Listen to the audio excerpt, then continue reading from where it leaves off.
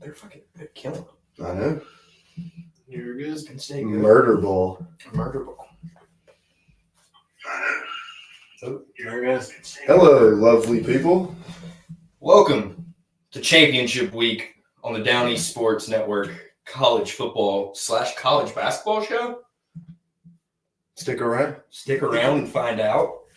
Other than that, we lost by Navy by 14 points, so I feel vindicated. Yeah. That was my number. It was, yeah. It wasn't my prediction, but it was my number. No, my brain was telling me a Navy win. I couldn't do it. I didn't think it was going to be 14. I thought it was going to be close competitive the whole way, which it just was certainly not. But yeah, a late surge. It's what I expected. From the Pirates made it a little closer than it was. Yeah. For as many points as were scored, it was kind of a slow game. Definitely. A lot of missed passes from Hauser in the first half. Yeah. Could have made things a little bit different. How do you feel about a bowl game against your other favorite team? I don't think it'll be against that team. What do you think? I think if we're playing an in-state rival in the Military Bowl, it'll be Carolina because the Pirates open up the season at Carter Finley Stadium in Raleigh, North Carolina next season. I don't think they'd do that. Plus, if we go to Myrtle Beach, I don't think we will. But if we do, we're not going to play Coastal like some people are saying. We play at Coastal next season. So yeah. I don't think that would do anybody any favors. Trip to Conway? I'd be down with a trip to Conway, just not to play the Chickens. Do they even have a Piggly Wiggly in Conway? I feel like I insulted a bunch of Coastal fans when we played them in baseball. Because I think I said go work at your – it might have been Walmart, and then we Googled, and there was no Walmart in Conway. A poverty town. In Conway proper? No, they do not. Closest one looks like Myrtle. What a thriving metropolis. Oh, yeah. Which is funny because Coastal is technically, like, if you look at it on a map, it's not even in Conway. It's in a city. Conway is a suburb of Myrtle Beach. Yeah. Coastal is actually in a suburb of Conway. It is. That is a poverty school. It is wild. And yet they can afford teal turf. Good for them. Good donors. I really don't have a lot of notes from the Navy game because, to be honest with I don't either. It's kind of drunk. Yeah. I was kind of drunk. It's what I expected. We never beat them at home. What? Just it got silent after I got drunk. Nothing. We weren't playing good, and I got drunk. That was just good with me. We've never beaten them at home. That held Drew on over the weekend. Just uninspiring first half. We had to play catch up, which we sort of did at the end when it didn't really matter. One of the greatest TV celebrations of all time. It was so good. Iconic. Step back. Good. 3. And he caught it. The best part was the defender caught the ball. I know. He was the basket and said, yeah, I'll take those points. He absolutely caught a bucket and won, too, because of the foul. Crazy. The hoop plus the harm. ECU, if nothing else, went semi-viral on Friday. I know you and I kind of talked privately about the transfers, Matt, but what do you think? Soel gone, Javius Bond gone. I haven't seen anyone else. I expected Bond to be gone. There's been some guys that didn't get as much play. I expected Bond to be gone. Just he's good enough to where he can go elsewhere and get a surefire opportunity. He ended up kind of being just a plug in where we need fit, but not a true component of the offense on a down-to-down basis. So good for him. I hope he does well elsewhere, but it didn't seem to work out really for him. And then Soel. No, that was another thing. Bond missed almost half his games. He could not stay healthy at all. Soel hurts a little more just because he's obviously been one of our main options, if not the main option. We had just offered his brother. His brother's committed. Yeah. His brother just committed and signed. Yeah. But with the sole transfer, Johnny Williams from Havelock flipped back to ECU. That Did is you true. see that? I Yeah, did that's see that. committed. I He did see committed that. from JMU and flipped back to ECU. That's big I time. did see Hey, that. that's a big win for Blake Harrell too. That's Yeah, very That is was a a big big flip. first win in the recruiting trail for Blake Harrell. Maybe he loses some guys to the portal, but getting Johnny Williams back, that's that's massive. quality. That's massive. I mean, we got the third best recruiting class in the AAC last night. We had the 5th best in the G5 from the graphic I saw earlier I today. think we ended up finishing 70th according to 24/7, which I think when it comes to recruiting is probably the cream of the crop. Yeah. If you disagree with me, go watch another show. And that obviously doesn't include the portal and stuff like that. So Yeah. who knows what we're going to get out of But yeah, there, Johnny if Williams from anything. Havelock was a big deal. Yeah, that's massive. I did see that. I hadn't seen that Minnie Sowell had signed, but At least that's good. At least I think that's what Let I me saw. see. I'm What's excited what's about his name? this, His first name? I don't know. It I'm was on Twitter. on 24/7 right now. It was on Twitter. You think this would be easier to find? Don't see it. I'm excited about this Cayman Reynolds kid, tight end from Georgia. Yeah, I'm sure you're excited. Well, no, he's 6'3", 225. He's rated 99th in the position. I mean, he's one of the higher recruits that we got Yeah, outside of this Eddie Love kid from Niceville, Florida. Niceville. Nice. Hunter Sowell, from what I'm seeing on 24/7, has the offer and is not signed. From what I'm seeing, Yeah.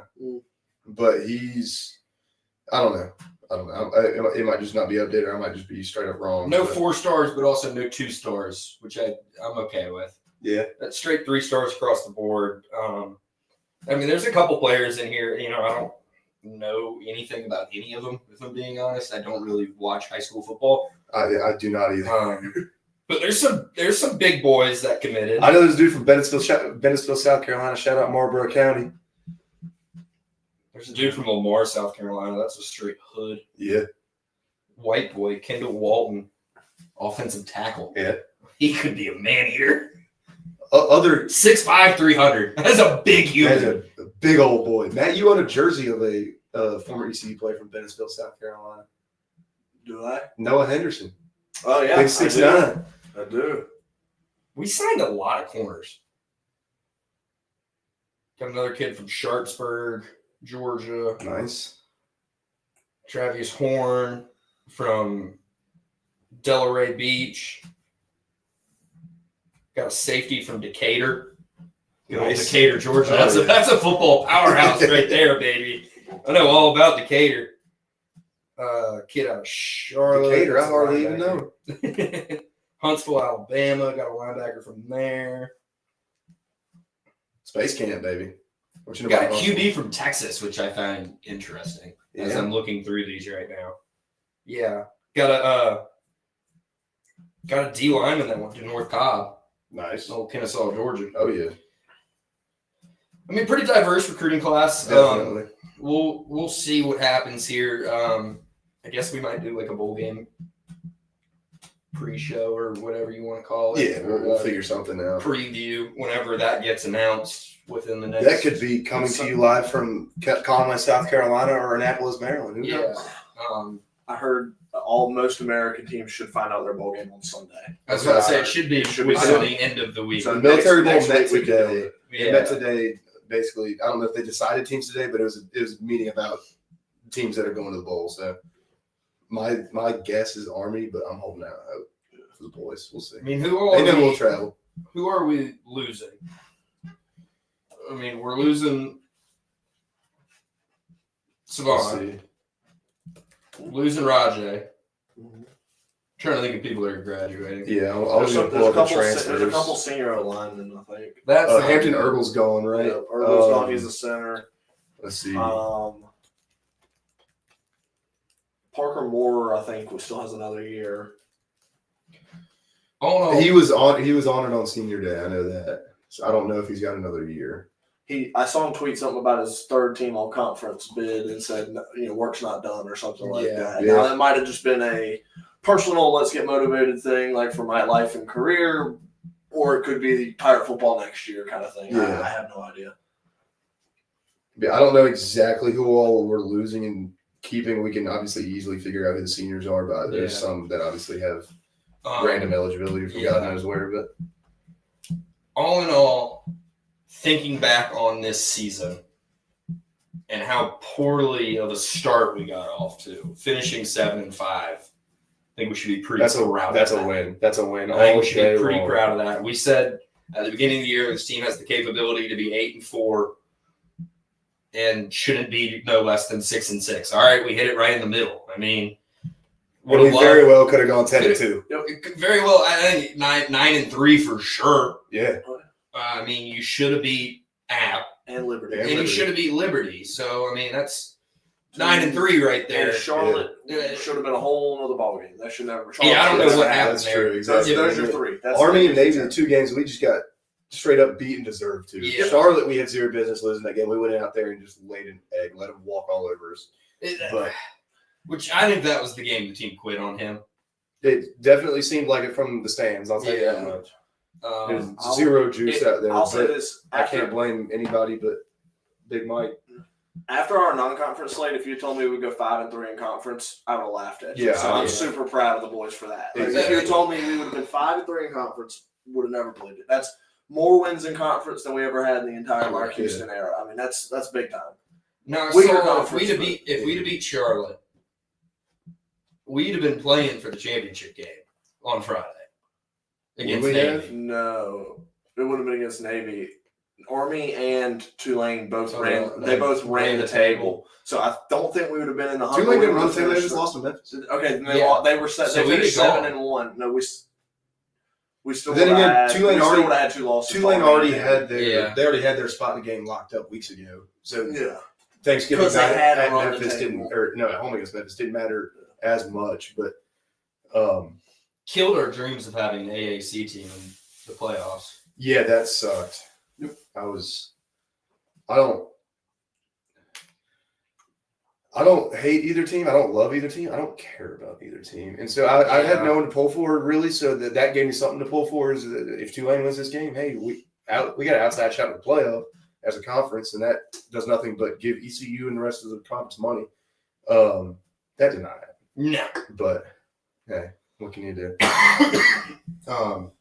Were you able to find your preseason predictions by chance? I was not. I can do some diving real quick and see, but I'm not convinced I have it. I think I was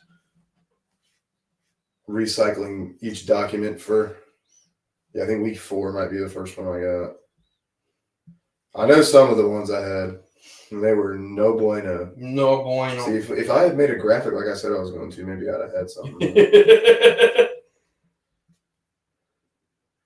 I know what I had in the ACC.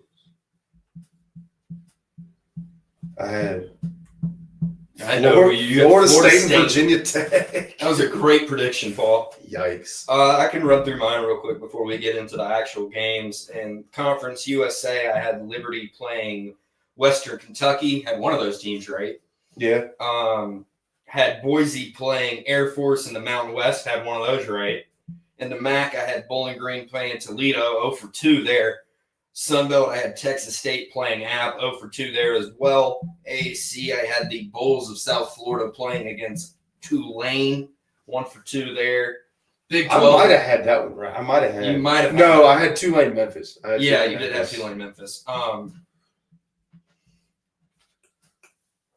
had Oregon, Ohio State in Big Ten. I know that.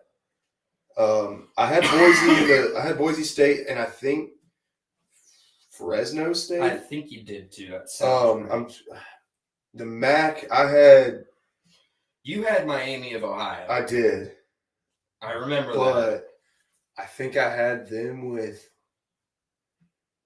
like Northern Illinois or something like that. Which they should have had an auto bid after beating. No, it was Toledo, I think. This is all just speculation too. This is the power conference. Well, the power conference that I don't think a single human being in America could have probably predicted right. The Big 12. No. Because I think you and I both had the same teams in that one. I think we both had K-State and Utah. Yeah, we did. Or had Utah and somebody. No, we had K-State, Utah. 0-2. Yep, that was thanks a bad miss. To Mr. I Dye My Beard, I'm wrong about the Big Ten game because for whatever reason, Ohio State cannot beat Michigan to save not only their lives, anybody's lives. Which, just spin a little, because we didn't really do a Wait. week recap. I have mine. I have it. Here we go. I have it. Conference USA. All right, Conference USA. Let's see. I had Liberty, Western Kentucky, or Jacksonville. So did I. I said or Jacksonville State. So, all right. Okay, All right. I was close. I had Miami, Ohio, Toledo. Okay. In the MAC. One of those teams, right? In the Sun Belt, I had Texas State and App. That was Yeah, bad. I did too. Yeah, That we was were bad. way off on that one. American, I had Memphis, Tulane. Okay. I think We missed it. Mountain West, I had Boise State, Colorado State, and then I said or UNLV or Fresno State. Yeah. So again, because I am indecisive, I give myself half a point there. Yep. Utah, Kansas State, and Big 12 was bad miss. We're not going to talk about the ACC. I had, and in parentheses, I had NC State and Louisville right behind them. Yeah. That was whoops. Woo! You're sharp, buddy.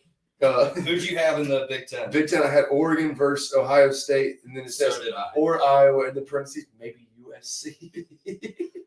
And then SEC, yeah. I had Georgia versus Ole Miss or Texas. That was just that one. That was actually a true or based on how tiebreakers worked out. Yeah, I had Georgia versus Ole Miss because that was the game I highlighted at the beginning of the year. I thought Georgia would beat Texas in Austin and then would lose in Oxford, and I was correct. Yeah. Not in the moment because I definitely picked Georgia over Ole Miss, but that one didn't work out. Yeah. And then I was money on your conference. Yeah. I had SMU losing to Clemson. Yeah. We'll see if that holds true when we get to predictions. I think that goes the other way. Spoiler alert. But we'll get there. But do you fire Ryan Day? I think that's if we had poll questions like that at that Mark Miller on Twitter. I think that might be ours. At minimum, he's got to make the national championship game. Probably win it. All right, here's my proposition. Just because I may have talked to at that Mark Miller. Okay. Before the show, if you fire Ryan Day, who do you hire? Because I think there's two options, and if you can't get either of them, because Vrabel ain't going. No. They basically came out and said it because I think that's who they need to hire, but he won't. That would be, I think, a good hire. Hey, we've seen lately in the past year, Belichick knows how to recruit some young talent. Apparently Belichick's going to UNC. I did see that, which would make Matt's crazy. wet dreams come true. I don't know if it'd be a dream or a nightmare. Hopefully, I don't know. I at the same time with that scenario, I kind of feel like either side could be playing the other one, right? Yeah. Like Belichick could be playing them to get more NFL attention, and they could be just flaunting Belichick to get more attention for the Carolina job. I don't know who's playing who though. Does Belichick even want to come back to coaching? I think so. Schefter reported that today, that Belichick does want to coach in 25. Okay, I did not see that. I mean, he did interview at, 2 NFL teams this summer? He interviewed in Atlanta. He did. But then he didn't get either job, and so I didn't know if that might have rubbed him the wrong way. He just wants to go live his life as a millionaire or what? Yeah, dating a 25-year-old. Exactly. Yeah, that's what I'm saying. He knows how to recruit a young talent. Which I got something about dating and dropping women coming in our SEC preview. Okay. Because my basis on the SEC championship game has nothing to do with Jims and Joes and X's and O's. It's straight on a woman has left a certain person's life, and that's got me feeling good. Is it one Cavender twin? Yes. Yes. Whenever Georgia quarterbacks have their Snapchat leak, it's usually a good thing. Georgia by 1,000. Give me Carson back plus 400 yards. She's gonna have to delete all those TikToks. Yeah. He still looks like he got hit by a bus, but that's besides the point. Yeah, but according to her, QB and QT. Little alien boy. Do you see the on Twitter the light skinned freckled rapper girl and everyone's like, damn, look at Carson back spitting. But in my opinion, Ohio State has, if they move on from Ryan Day, which I don't think they will because he's got a $35 million. That is true. The buyout is the thing. Buyout's Keep a it little there, I wild. think. But if they don't hire Lane Kiffin or run it back with a certain notable scumbag, okay, Urban Cryer. Yeah. If they name me another name and not even as an Ohio State fan, which I don't know any and don't want to know any. I don't know a name that moves the needle for them, let alone isn't more of the same. Dan Lanning ain't going anywhere. That's a lateral move. It might be a downgrade. The way he's got Sarkisian ain't going nowhere. Again, not with the way he's got that. You don't want Dabo in this day and age. He wouldn't go to Ohio State. Well, I'm thinking of like big names that would fit the bill there. Yeah. Lincoln Riley might be coaching UCF apparently. I saw something about that, but also he hasn't been fired. He hasn't been fired. Why the hell would he do that? God. Do you fire Blake Harrell if he gets fired? Hire Lincoln Riley? No. If he agrees to come, yes. I'm like, come on now. He can be come on now. I like Blake Harrell. Co-offensive coordinator No, fuck with that. JV. He can be the head coach. Yeah, you like the DC. Yeah, you want to stay here in DC or we're going to hire He Lincoln? can keep his salary in DC. Yeah. He has to worry about less. You don't say no to Lincoln Riley. You don't take Blake's salary away. Yeah, you're DC again. Give us Lincoln. Yeah. Which I don't know. That would never happen. It would never happen, but I'm just love Blake Harrell. In the land of hypotheticals. But in a land of hypotheticals, if Lincoln Riley did want to come to ECU, I'd fire Blake Harrell in a quick second. And if Urban Meyer shuts down Ohio State return rumors. He's a pathological liar. So I don't believe anything that comes out of his mouth. I'm just saying. He could have said the sun rose in the west this morning, for all we know. I don't think it did. Wait, say that again? The sun rises in the east, right? Yeah. Yeah, he could have said it sets in the west and tried to convince people that. I mean, he did harvest a murderer. It does set in the west. Or die. Yeah, that's what I'm saying. Let's talk about some group of five games. All right, let's do that. Moving swiftly onward. Western Kentucky versus Jacksonville State. Give me the tops, baby. 5.5 or 5 over under 57.5. I'm taking Jacksonville State. I'm on Western Kentucky. Here's why. Okay. You know they played last week. They did. And Western Kentucky won. Yeah. I don't think they're beating the same team back-to-back weeks. They've done it once, haven't they? They just did it. Why not just do it and do it again? Fair enough. Where was that game? I think I don't know. Let me go back and look. The game's in Jacksonville State, I believe. Yeah, Jacksonville, Alabama. That game was at Western Kentucky. They won by 2 points. I don't care. I'm still on. Let's go. I'm taking J-State. UNLV takes on Boise State. Boise 4-point favorites, 57.5. Also, the over/under. Yeah. I'm on Boise. I think it's going to be too much for UNLV again. I think so. If this was a neutral site game, I'd be looking more closely at UNLV. Yeah. But I think just being conference championship game in Boise, it probably a good chance it's going to be snowing. Yeah. Give me the Broncos. I think I don't have too much to say on that, honestly. I thought I did, and just give me the Broncos. And everyone's favorite conference, the Middle America Conference. Ohio takes on Miami of Ohio for the Battle of Ohio. How many times can I say Ohio in one sentence? You just did it right there in another sentence. So. Miami -2, 44.5 the total. They're predicting a barn burner there. Jesus inside too. That game's inside. Is it? Yeah. What? It's a 4 field. Is it really? Yeah. They play the MAC championship game in Detroit every year. I believe they've already played once this year, and I believe Miami won. I was looking at it earlier. I had Miami preseason going to this game, anyways. I'm gonna stick with them. I'm gonna rock with the Red Hawks. Let's see. Miami beat them by 10 at home. At home. Give this to Ohio for me. I think it's hard to beat teams twice. I'm probably going to go against that later. But I like Ohio here. I would pick them outright if I were to tell you to pick anything because -2 is one of the might as well. We head to the Sun Belt or the Fun Belt. The Fun Belt, baby. Marshall takes on Louisiana. Cajun. The Raging Cajuns. I know one of those.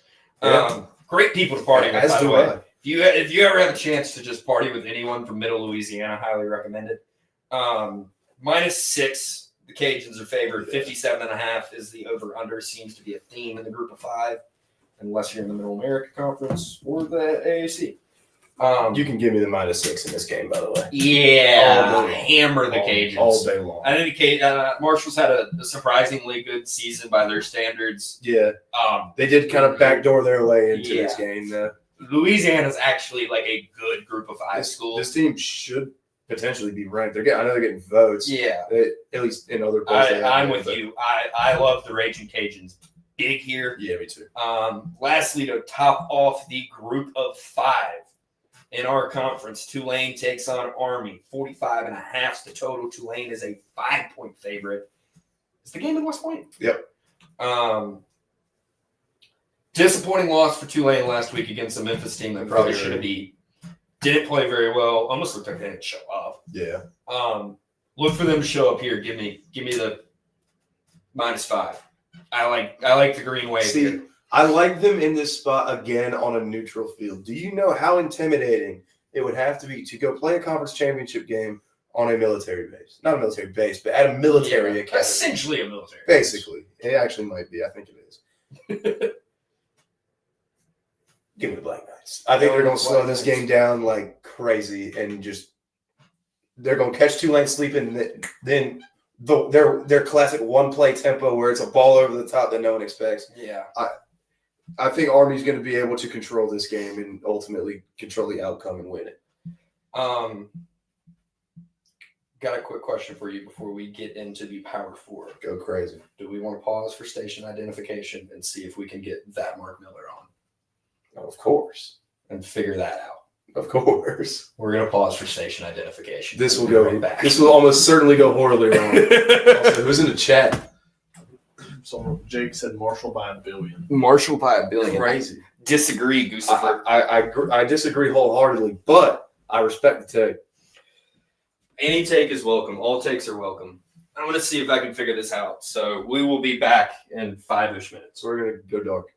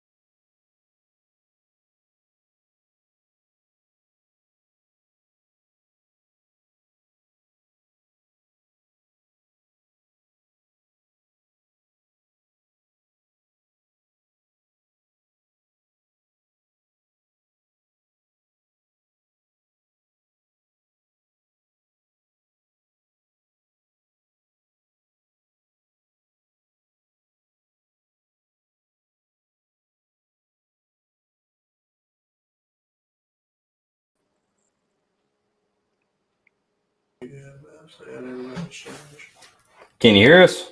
I can hear you. Might want to go to that one. Huh? Doing All right. podcast. I believe we're live.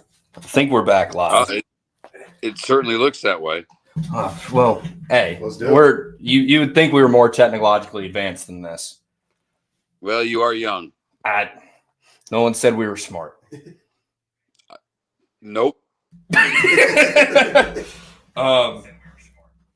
you have a preference on which conference we start off with? You guys pick. You let me know where you want to go. Let's guess jump to see who gets the 12 seed here in the Big 12. Let's do it. Iowa State meaningless takes game? on Arizona State. Arizona State 1.5 point favorites, 49.5 is the total. I kind of prefer the over anything. I think Arizona State's one of the hotter teams in the country. I would take them laying the 1.5. A total in this matchup under 50, which I mean it's 49.5, right at 50, but even still, that feels like I'm a free over. I would take Arizona State. I think they're the sleeping giant of college football. I don't think there's a program in the country that has a better chance to be great than Arizona State. They have a huge alumni base. They've got that huge online campus. They've got like 150,000 students. They can raise the money to be a big boy. If they win, they can contend in that conference every year. I'll take Arizona State. I'm with you. I was actually going to mention that. That is the school that you and I have talked about for years, which team should be good at football, just given location, fan base, campus. Sweet stadium, too. And the smart guy I do the show with, David Moulton, made a great point. He thinks USC is going to struggle in the Big Ten to get recruits that could actually help Arizona State down the road. We'll see, but it's an interesting point. Definitely so.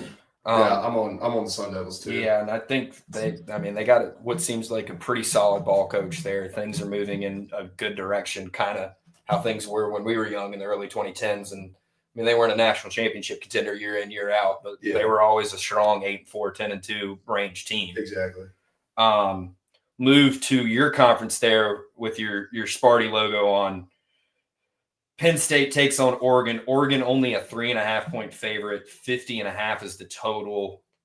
Also kind of like the over here. And that's mainly because I think Oregon could just score a bunch of points. That's kind of how I am. I think Penn State's really going to try to slow the pace of play down. Look to their what's the tight end award? It's not the jeez. Their tight end's going to win it either way. I don't think the really. It's not the Bolitnikov. No. Cheers. Think the Mackey. Yeah. Thank the Mackey Award. I think Oregon rolls James Franklin into Nittany Lions. I don't think they have a donkey, you-know-what chance in HE double hockey sticks. Yeah. I just think it's how's James Franklin doing big games? He loses. Usually, I mean, pisses down his leg every single time. And at least with Ohio State, the last 8 years or so, it's usually been a close game. Yeah. It's within a score or two, but he just doesn't win these games. No. I don't think he can score enough either. What was that? I think Penn State's got a good football team, but offensively they're challenged at wide receiver. So I just don't think that they can score enough to keep up with Oregon at the end of the day. They're a nice football team. They deserve to be in the playoff. They're going to get a 5, 6, 7 seed. But offensively, they're challenged. Yes, very much so. I think that I'm still on the Drew Aller train. I think he's one of the most underrated quarterbacks in college football. And I think this defense is going to keep Penn State in this game to a point. But I think that point probably comes early second half where Oregon kind of just adjusts and blows it open. Yeah. I mean, we were talking a little bit names that would move the needle for Ohio State. I think Jan Lanning's one of the best coaches in the country. I know I'm a little bit biased because he's a former Georgia guy, but he gets them motivated. And if he thinks he's got you on the ropes, he goes in for the kill. And I like that approach. If they can figure out a way to get Jordan James like consistent, like quality runs, Penn State's going to be in deep trouble. Yeah. Because I think the run game is going to be the one thing that really gives them a shot to at least stick in this game potentially. But if Jordan James starts to go off, that's going to spell the end, and I think that could happen pretty early. But wait a minute, Jake. I'm just curious. You like a coach because he coached at Georgia? I know. What a Imagine shocking that. discovery. Imagine that. In other news, the sun also rose this morning, and the Red Wings still stink at hockey. Hey. Which, speaking of the devil, I'm pretty sure they're still down. Move to what I think might be the third most important conference championship game of this weekend out of the Power Four. I think the Big 12 is probably the second most important. We'll finish with what I think is the most important. Georgia takes on Texas for a second time this year. Texas favored for a second time this year. 2.5-point favorites. I think that's eerily similar to the line in Austin. 49.5 is the total. If you looked at that first game, you would lean under here. And as I kind of hinted at, the Hannah Cavender and Carson Beck look to be done. A single butt ugly Carson Beck. I think he's going to sling it all over the field. This could be problems for Texas.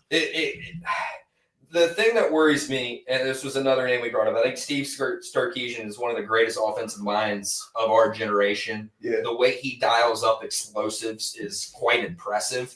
That didn't happen against Georgia. No. Georgia's defensive line really, just dominated the line of scrimmage and did not give Quinn Ewers a chance. What scares me is with Quinn Ewers being banged up, and we saw a little bit of it last week and the week before, Arch coming in. Arch can run. Yeah. Georgia struggles against the running quarterback. That can make the difference here, but it's hard for me to pick against my boys, so I'm going to take the Dogs. It's hard for me to pick against your boys, too, especially at least in this game. I have no problems picking against them most of the time, but in this game, and I think Texas's defense has looked a lot better. If I'm on Texas, so. And this is going to be a close game. Oh, I think this will be probably the most competitive game of the weekend. I think. Kind of joked with you on the phone earlier that they were going to blow them out, but this has got a one-score game written all over it. All right. You guys are both on the wrong side of this game now. Because what I'm telling you is that now that Arch is playing a little bit, he's going to run. They're going to put a little package in for him to throw it a little bit. And I think Texas is going to get y'all because Georgia, well, unfortunately, they have been too inconsistent all year long. And that's, like I said, that's what scares me. If a running quarterback has been a problem for that Georgia defense, you saw it against Kentucky, you saw it against Alabama, you saw it against Florida. They might lose that game if DJ Lagway doesn't get hurt. Jacob, they lose that game. They definitely they lose that football game if Lagway plays the whole game. Hell, last week Haynes King ran all over them, which is still baffling why they didn't run in overtime. If they call the targeting penalty it was, then Georgia loses. Exactly. They missed one on our side too. So well, I know, but the fumble at the end of the game was a helmet. I hate it, but in today's rules, that's targeting, and you know that. And when do you see missed targeting calls? When do you see two? Yeah. They're usually doing everything they can to make those calls. That's your conference's officials. I know. Well, that wraps up with what I would say is the most important conference championship game of the weekend. Most certainly. ACC? Yeah. Oh yeah. All right. I'm hoping that's what you're saying. Clemson taking on the Fighting Ponies. Pony Express 2-point favorites. 55.5 is the total. Wait a minute. Pony Express is a 2-point favorite? Yeah. No, yes. They Clemson opened as a 2-point favorite. Yeah, I checked it. Yeah, I checked it right fair before enough. I knew it started the other way. I wish I'd have caught it the other way. I am rooting so hard for Smoo. Yeah, me too. Me too. I want nothing more, and I not that obviously either of us were alive for that era. That was 1984. I think you were what, a sophomore in high school, Dad? Freshman? Yeah, Eric Dickerson wasn't quite on my radar yet. But let me ask you guys this. Now, this is what Moulton said he is rooting for. He wants Clemson to win by 10 to see if if Clemson wins by 10, is SMU in the playoff? I think they should be in the playoff no matter what. I agree. But let's be honest. the powers that be in the college football committee, which yeah. cough, cough, it's that 4-letter network's got a lot to do with it. In that 3-letter conference. Yep. That's and not the ACC. I won't steal your line, but you said it. What is college football, Dad? TV show. Alabama's going to get in. And we said it last week that Alabama is going to find a way to sneak in.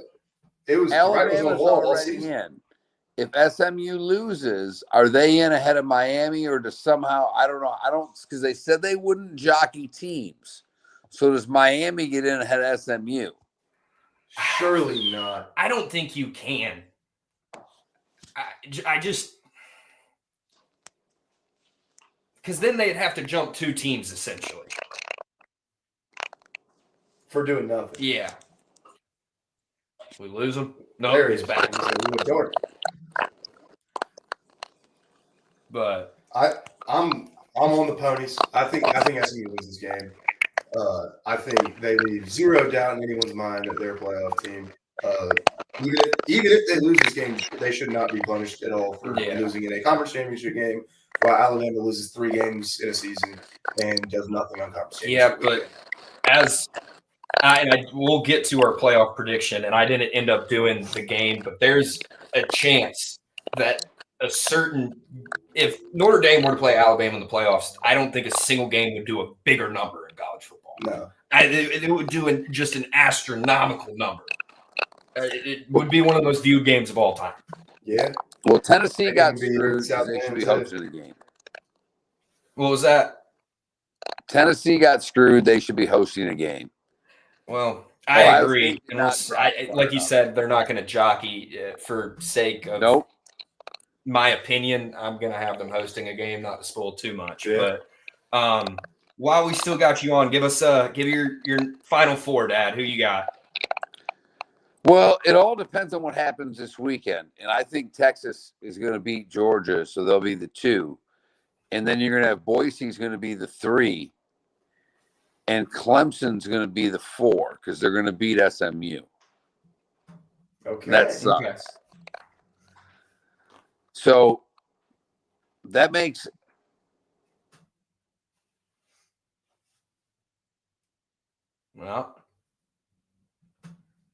lost them. We are frozen. We're frozen. Must be a storm in Astera. Yeah. It's a nice image we got of them. It sure is. I don't know what's going on there. Well,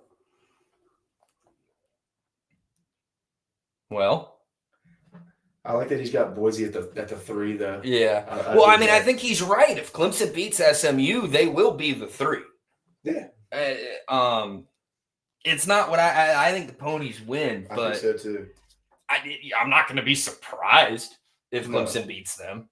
I think Clemson on paper, and we lost. He tapped out. Is the more talented team, but I think we could just jump into our playoff 12 and get to basketball. It's cool with me. Here in a second, if he hops back in.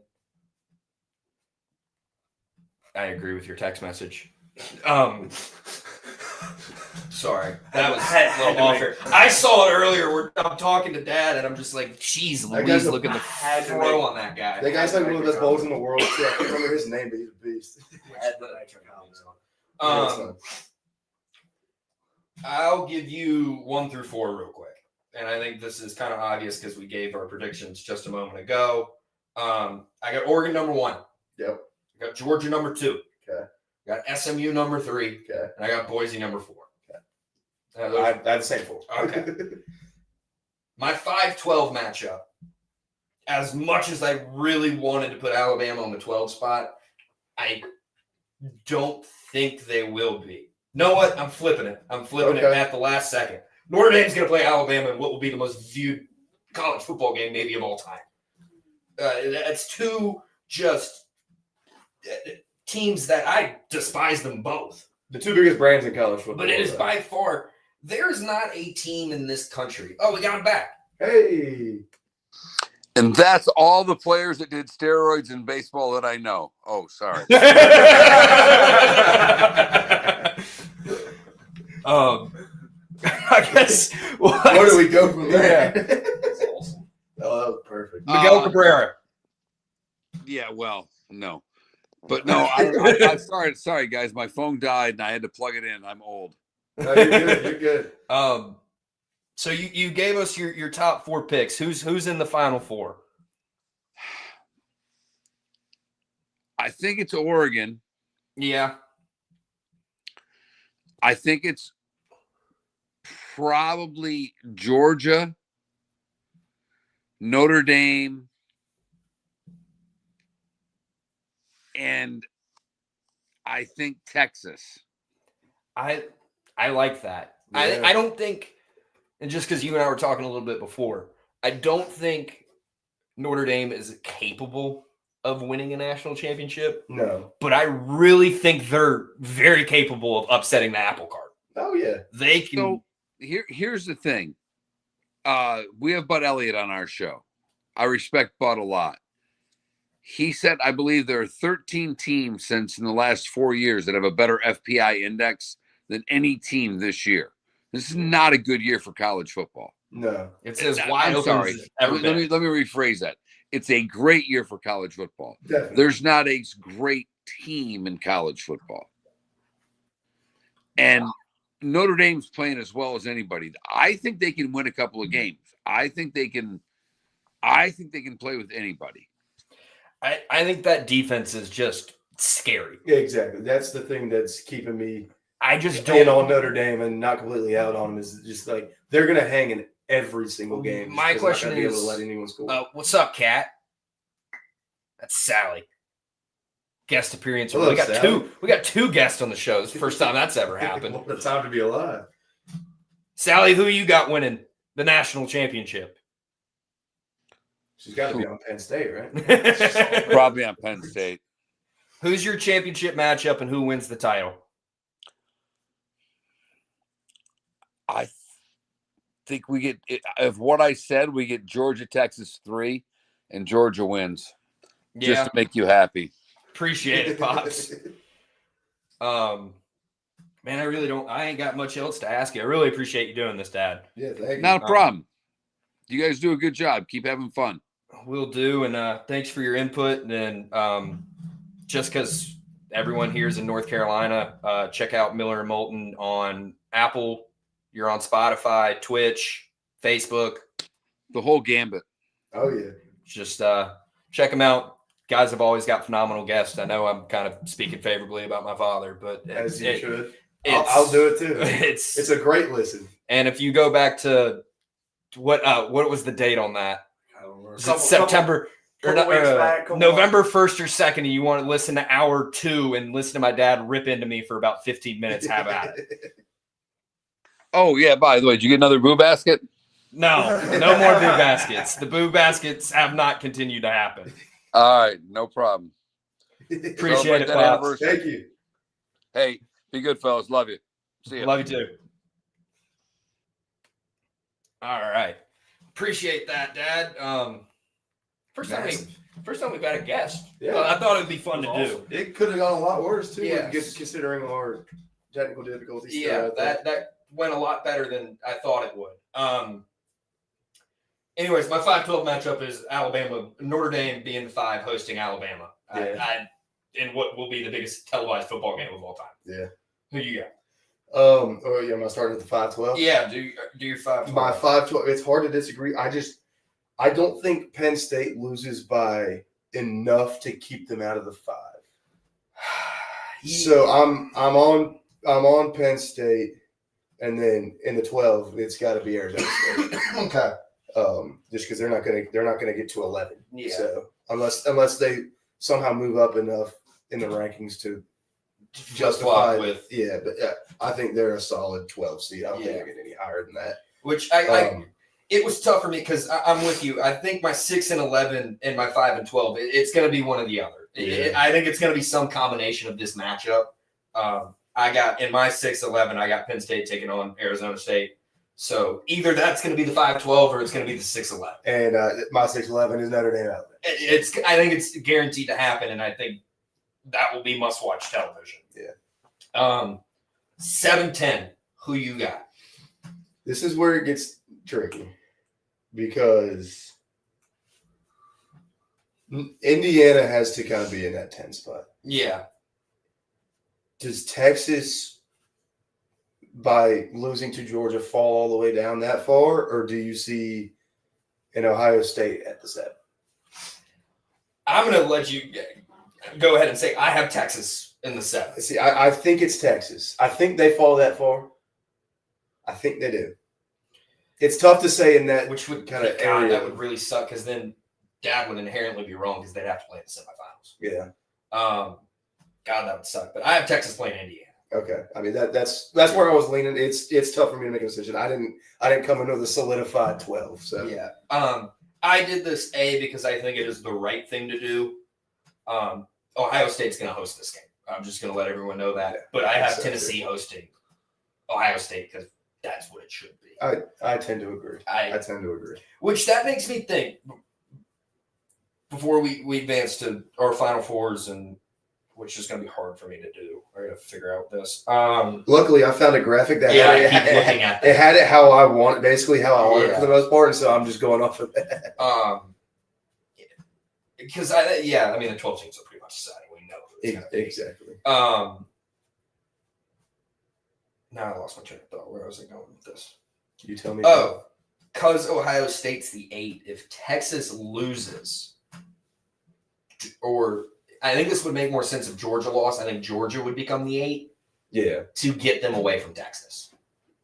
Because I think if they wanted a third game, they'd want it in the national championship game. Therefore, could you see Ohio State or Tennessee jump up to the 7 if Texas were to lose and Texas be the 8 just to avoid a rematch 2 weeks apart?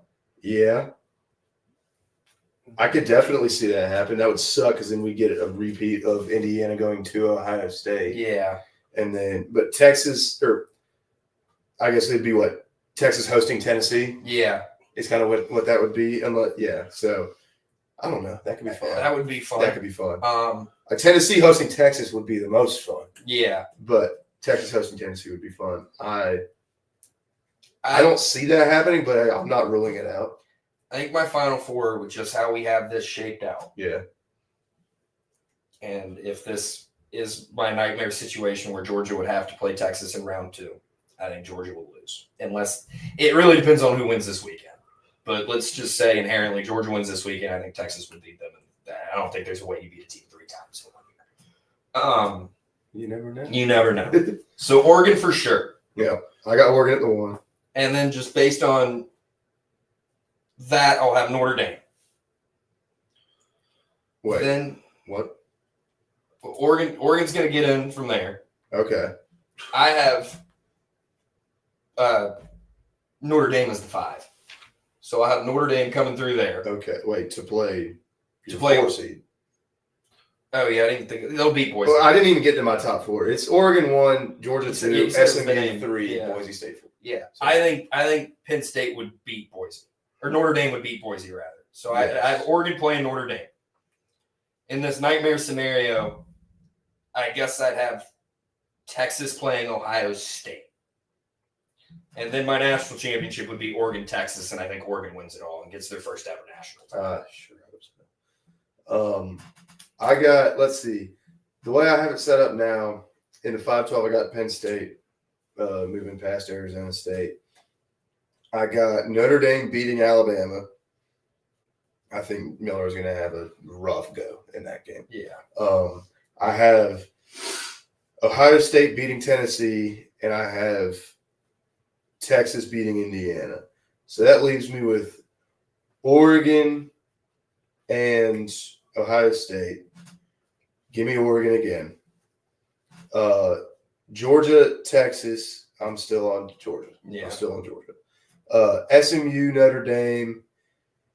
It gets tough. I'm probably going to say Notre Dame though, and then Penn State, Boise State. Give me Penn State. So I got my Final 4: Oregon, Georgia, Notre Dame, Penn State. I got Oregon beating Penn State again, and I got Georgia beating Notre Dame, and I got Oregon beating Georgia in the national championship. I don't disagree. I think Oregon, if there were someone ahead of everyone else, I think it would be Oregon. I don't think they're that far ahead of everyone else. I don't either, but I think they're the clear number one. But it's not some huge gap, obviously. But I guess this will be the second to last time we'll talk college football on the Down East Sports Network. We'll see. During the season. During the season, we might do a bowl projection. If not, you might not see us till August, or we'll see us for football. We'll do some content. Well, yeah, we might do baseball. All three of us might do baseball. That's fair. Honestly, y'all can have that. I'll produce that one. Yeah. But for me, I am signing off until further notice, and I am taking over the producer role. Hey. So you don't have to listen to my annoying voice or look at my ugly mug anymore. This one's still here. Yeah, that one's still there. You're still stuck with the ginger, and I don't know what to tell you there. You hate to break it to you. But we're going to let the boys talk some college basketball because I don't know diddly squat about that sport. So y'all have at it. I don't know if you want me to pause for station identification while y'all set up for a little bit, or if you want to jump straight into it. Do it for a couple minutes. Yeah. All right, we'll be right back in probably, I don't know, 5 minutes. 5 minutes. Not even 5. So we'll be right back.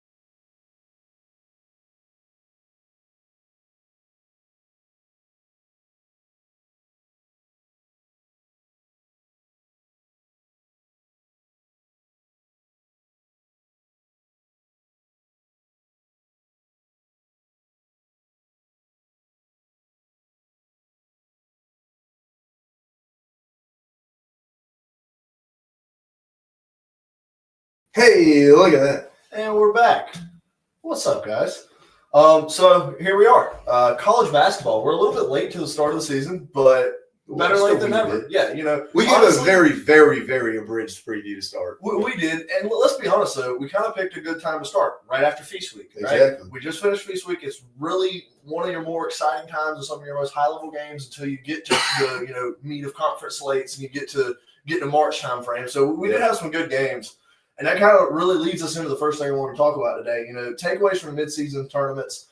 Maui Invitational has to be the most premier of those, and where we saw always the kind of most surprising storylines. Let's be 100% honest. 100%. In terms of some teams that over and underperformed. I mean, I think we saw Memphis getting to the championship game. Hello, who predicted that? We looked at those 8 teams. I mean, certainly not me. Yeah. Considering kind of their outlook on the season, they're Memphis. They're supposed to be decent always, but I didn't have them going in game 1 and beating UConn. That didn't. Yeah, which we'll get to them. UConn is another one. We'll go ahead and jump over to them. If we're just talking about the teams there. Holy cow! What happened? Danny Hurley has meltdowns, crying on the court, yelling at officials, and they go 0-3 in Maui, and somehow are still ranked by the AP. They lose a close one, a tight one, a somewhat controversial one to Memphis. They lose a close one to a not very good Colorado team. It's kind of in a rebuilding stage, and get absolutely shellacked by Dayton. smoked. That was a bad week. They turned it around and right after and just whooped up on UMass, Maryland Eastern Shore. Mhm. But And they picked up a win last night against Baylor as well. They did. That's a big win. We'll get to last night's slate as well because some crazy stuff happened last night. Definitely. Before you guys jump, just for fun, because I still think, as little as I know about college basketball, I think Connecticut's still very much a contender. Plus 2,000 to win the national championship. Yeah. Not a bad line. Just thought that would be worth throwing in there. At this very moment, they should not be ranked. No. But The big thing for UConn right now is they're missing the front court presence that they've had over the last few years, right? You have guys like Adama Sanogo and Donovan Clingan that are gone now, right? You've got guards that still are quality guards. They're not quite playing to the level of, Tristan and Stephon Castle, Jacksons right? and Yeah. Castles And and all Stephon that. Castle, like they're not Exactly. playing like those guys, and Jordan Hawkins as well. Exactly. Like they're not playing like those guys, but they're still quality. Solo Ball, I think is one of his name. Like they've still got some really quality guards, and they're going to be a contender and at the top of the Big East. There's no doubt about that. But holy cow, talk about some major struggles for what a lot of people had as another title contender. I don't think they can go 3 in a row. No. That's a hard thing to do, especially in the modern landscape of college basketball. I don't think this team is necessarily built for that kind of run. I think a deep run in March, just because that's what they've done the last couple of years, obviously winning both national championships. But I don't see them as a team that's gonna go out there and win a national championship again after regressing from the past 2 years and showing what they've already shown us. Absolutely. So kind of flipping to the other side of things, talking about a team that kind of showed that they might be the best team in the country, and we'll get to that here in a second when we kind of start looking at our rankings overview. But Auburn, getting the win and winning the tournament, but doing it in pretty dominant fashion. I mean, solid wins over Iowa State in that first game, and I'll be honest, for me, whoever won that game was my favorite to win the Maui Invitational. 100%. Both of those teams look really I think great. both of them are national title contenders. I love Iowa State. 100%. 2 of the best defensive teams you'll watch in college basketball. Iowa State's always had an incredible defensive identity, and I'm pretty high on them this year as well. And I really like that matchup to be a potential Final Four kind of matchup that a little sneak peek preview this year. I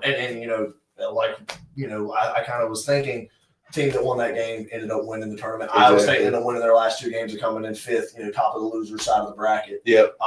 Still a quality performance from them. A loss to Auburn, I think, come the end of the year is not going to be a loss that anybody looks at as like, that's a bad loss. No, there's a very good chance Auburn is going to be at least a 1 seed, if not the number 1 overall seed come March. Absolutely. So no loss to Auburn is going to be looked at as anything remotely resembling a bad loss. Yeah, so. absolutely. And last team I'll talk about from Maui is Carolina. I think Carolina really underperformed. 100%. I think so too. I think that right now they have a big problem with letting teams get big leads on them and then trying to fight from behind, and that's tough to do, especially when you've got a somewhat young team with no big you can throw out there as, hey, this is our guy down low in the middle. Exactly. Like they've had Baycott for the last 20 years. Exactly. Yeah, Isaiah Washington, Jalen Washington. Jalen Washington, yeah. Quality big man, not quite to the level of Baycott. No. And that's showing. He's a guy who's played a bench role for the last few years and is finally getting elevated. Seth Trimble moving from the bench to the starting lineup. Jalen Withers started a few games last year. Still, just kind of a defensive presence. Doesn't really do a whole lot for you on offense. In my opinion, Carolina's most 2 dynamic players are Ian Jackson and Drake Powell. Powell, outside of obviously RJ, one of the best players in the country. The guys that are going to make them a great team are the freshmen, and you just got to find a way for them. Got to kind of wait for them to find their footing, but also got to find a way to really fit them in that rotation and build that chemistry on the floor with RJ. Yeah, and be able to build that offense. But I think it was an underperformance for them. Sparty got them a big win. Shout out to Jake's boys. That's Mark Miller's boys in that third place game. And Carolina ends up and finishing 4th there after they snuck out a win in round 1 against Dayton. Definitely. Dayton's a very good basketball team. Yeah. I don't have much else on Carolina. They, like I said, they're just lacking not only just a true just like go-to big like they've had with Armando Baycott the last few years, but the thing about Baycott is he was their physical presence down low, which they are just lacking at the moment. Absolutely. I think Elliot Cadeau could turn into a X factor on this team if he can grow his other aspects of his game outside of being just a true pass first kind of guard and defensively.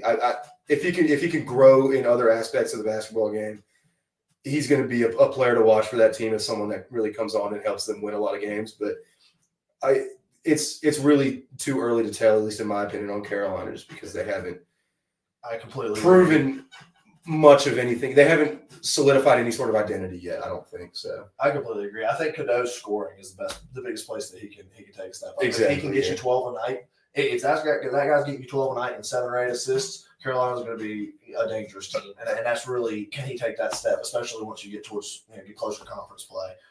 And Elliot Cadeau, who is a confident shooter, is going to be a dangerous player in the ACC. Absolutely. And I don't know if that'll come, but if it does, watch out. Yeah, that's a scary thought. And you don't hear me giving Carolina flowers a lot and giving them hope and potential, but there it is for you. And my last comment there on a team from Maui is Dayton. I will say what I think Dayton's done this year is they have proven that they can play with the big boys. In the past, when they've had good teams, they have not, quality Dayton teams have not always had the strongest non-conference schedule. No. This year, they do. And they have proven they may not have won a lot of those games or all of those games, but they have proven that they can play with the big boys, and they are going to be a threat come March this year. Dayton, I think, is a real team. I think so. I mean, their only 2 losses are to Carolina by 2 and to Iowa State by 5 with a win, an 18-point win against the twice defending national champions.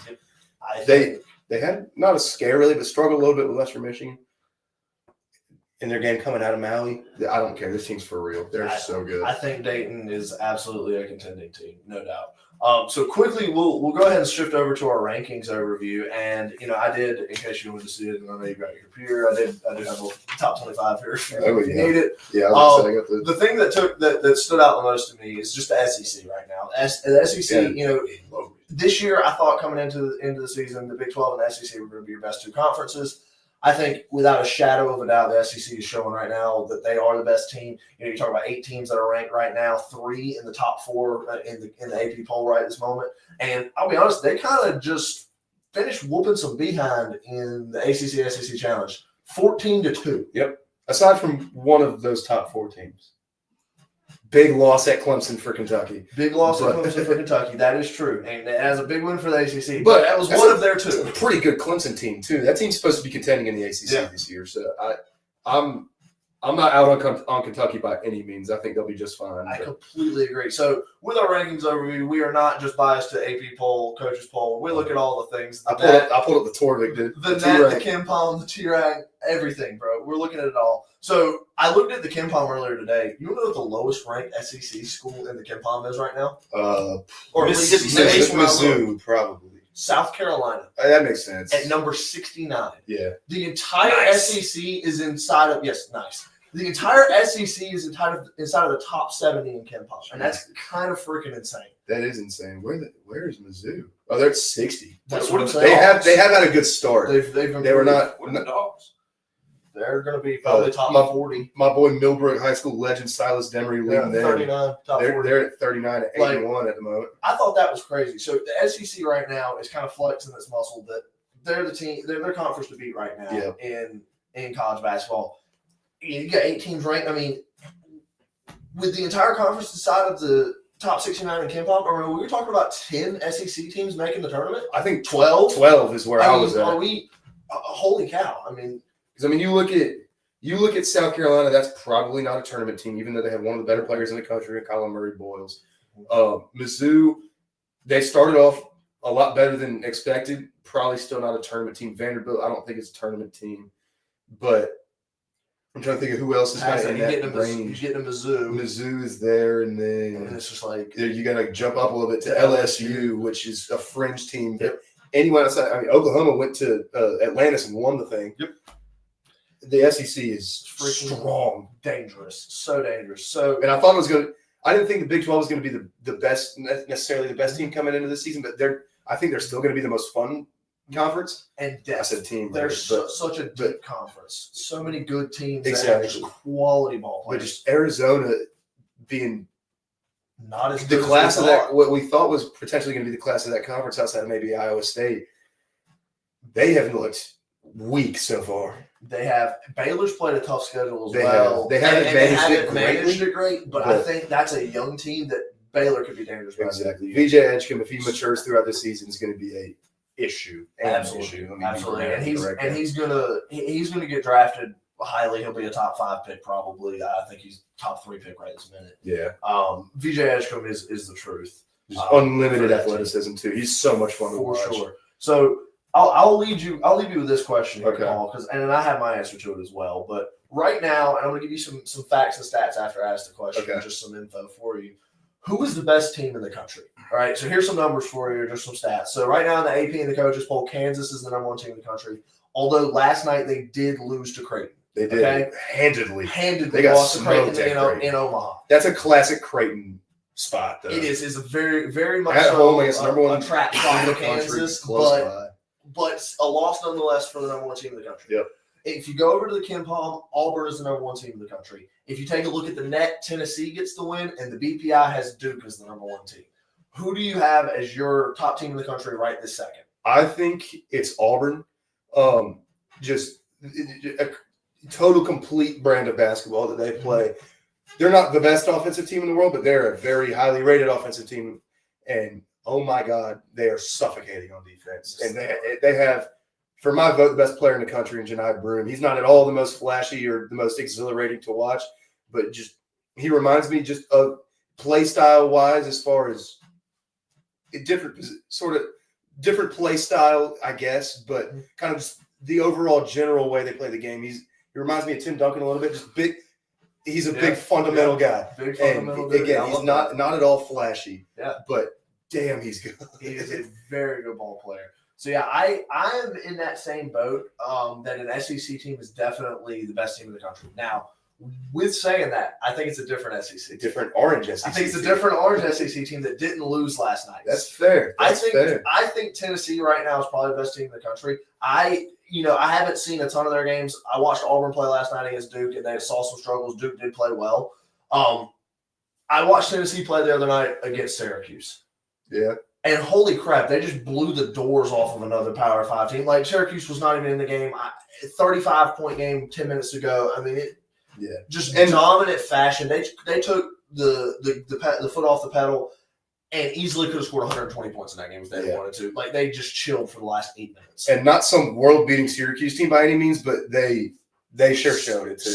Like, still a Power 5 team. It's still Syracuse. Exactly. Tennessee made sure to let everyone know that not only are they not great, but we are fantastic. Tennessee is a very good basketball team. 100%. I think Tennessee's probably my team right now, but also I think an argument can be made for Auburn. I think an argument can potentially be made still for Kansas. Oh, I think so. We're still very early in the season, but it's interesting to see some of these teams flexing that muscle a little bit. Exactly. And the way it's kind of worked out so far, it could kind of shape up to be similar to the college football season, how it panned out, where there's not one or 2 or 3 even dominant teams in college basketball, like we've seen the last couple of years with UConn and Purdue and teams like that, which Purdue, another very good team. Yes. Lost tonight, though. They did.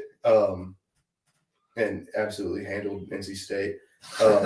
But still a very good Purdue team. But I think this could be one of those years where number one is kind of just a revolving door of teams. The same kind of few teams, but I think that throughout the course of the season, there will be double-digit teams that over the course of the season could make a case to be the number 1 team in the country. I completely agree.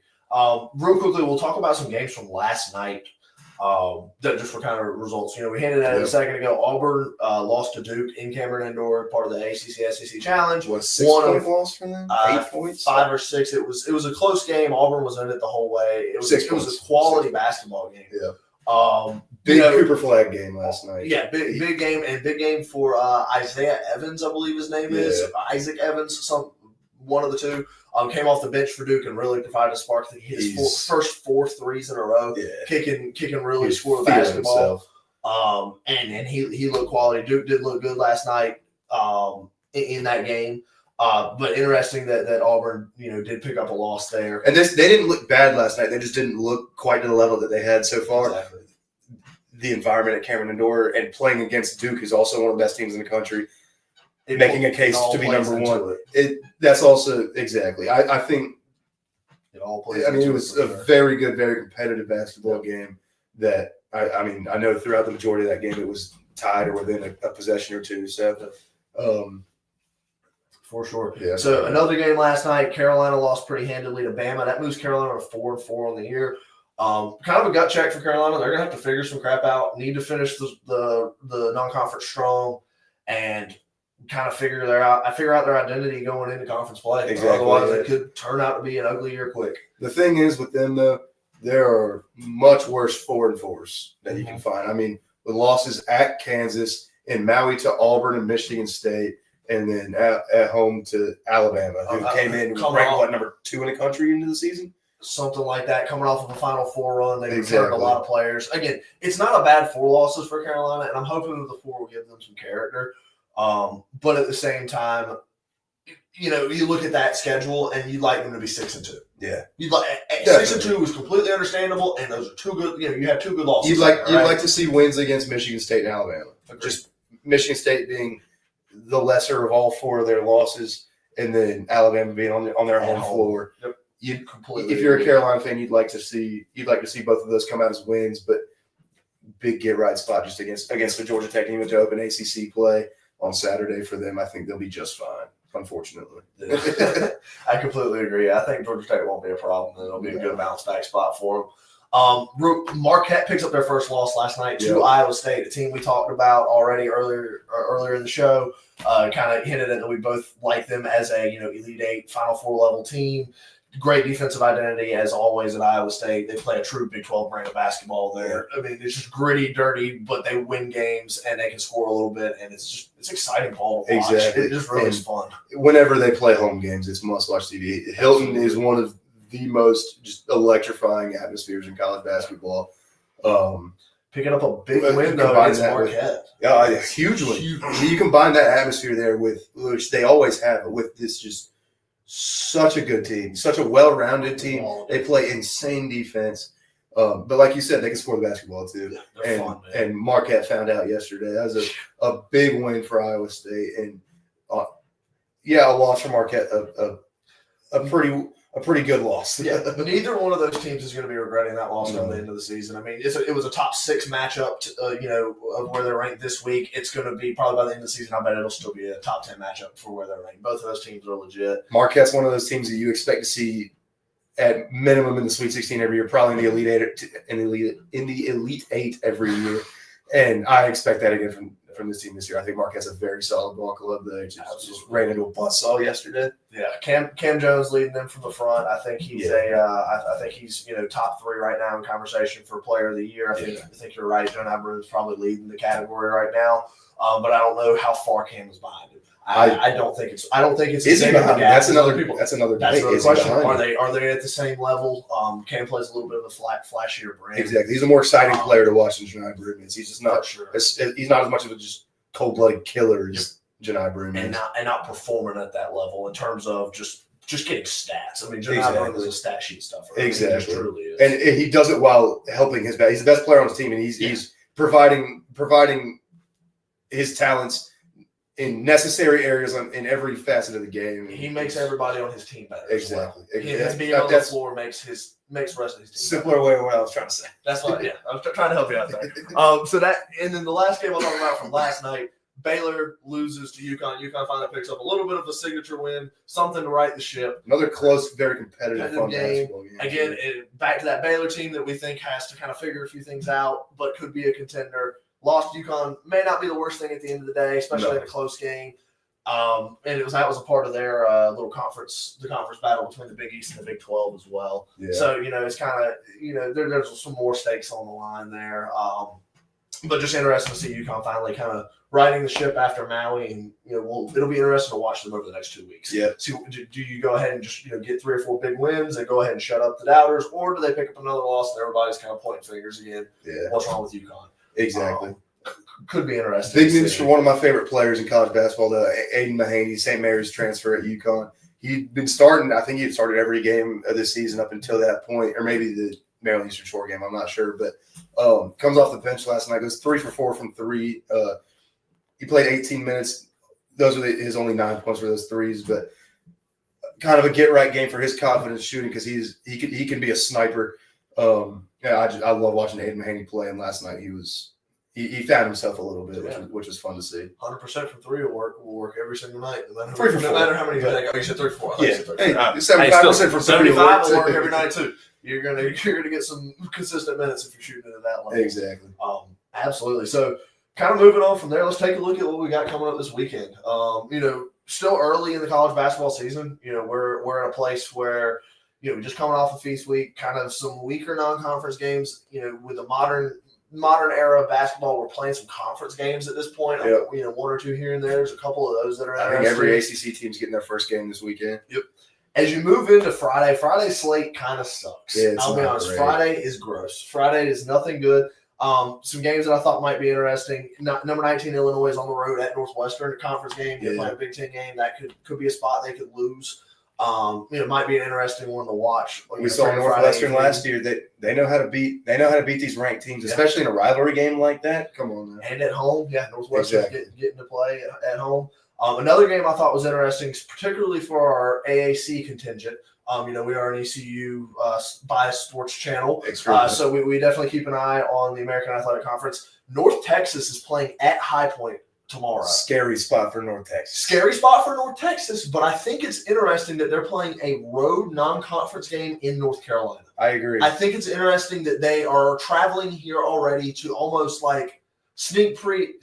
Hey, this is what it's like when we have to go play ECU. And I just kind of found. Tell me, why else would they be playing High Point of all and why at High Point? They gotta, where did they're not caught up in a contract on that. They got to get one of those purple North Carolina teams in their non-conference.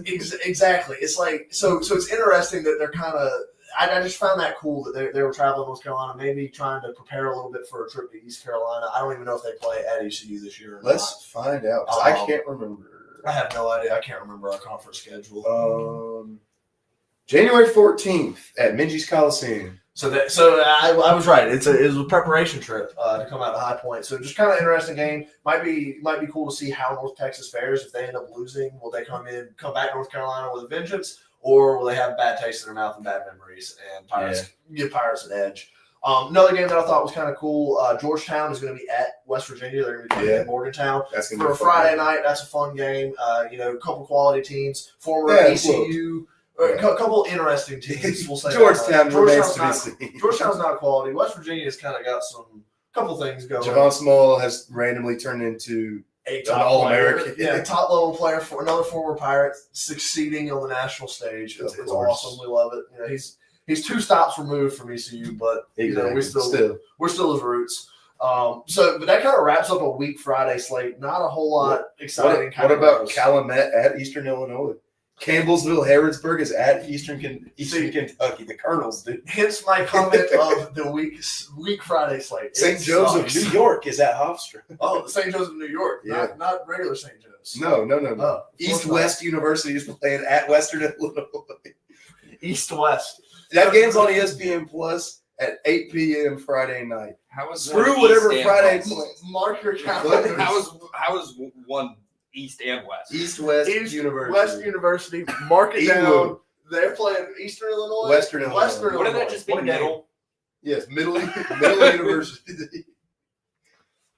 Which is funny. They're playing at Western Hall. What about the east side of East-West University? Well, that's where the soccer field is. It's on the east side. Okay, fair enough. Those are the 2 sports. Moving swiftly. I love how we're making East-West lore. Moving on to Saturday, though. Saturday, we have a few better games. Oh, yeah. Talk about a battle in the state of Wisconsin. We've got number 11 Wisconsin at number 5 Marquette. Marquette just coming off of a loss. It would be interesting to see them playing at home, see kind of what's going to happen there. Yeah. Milwaukee versus Madison. What's going to happen?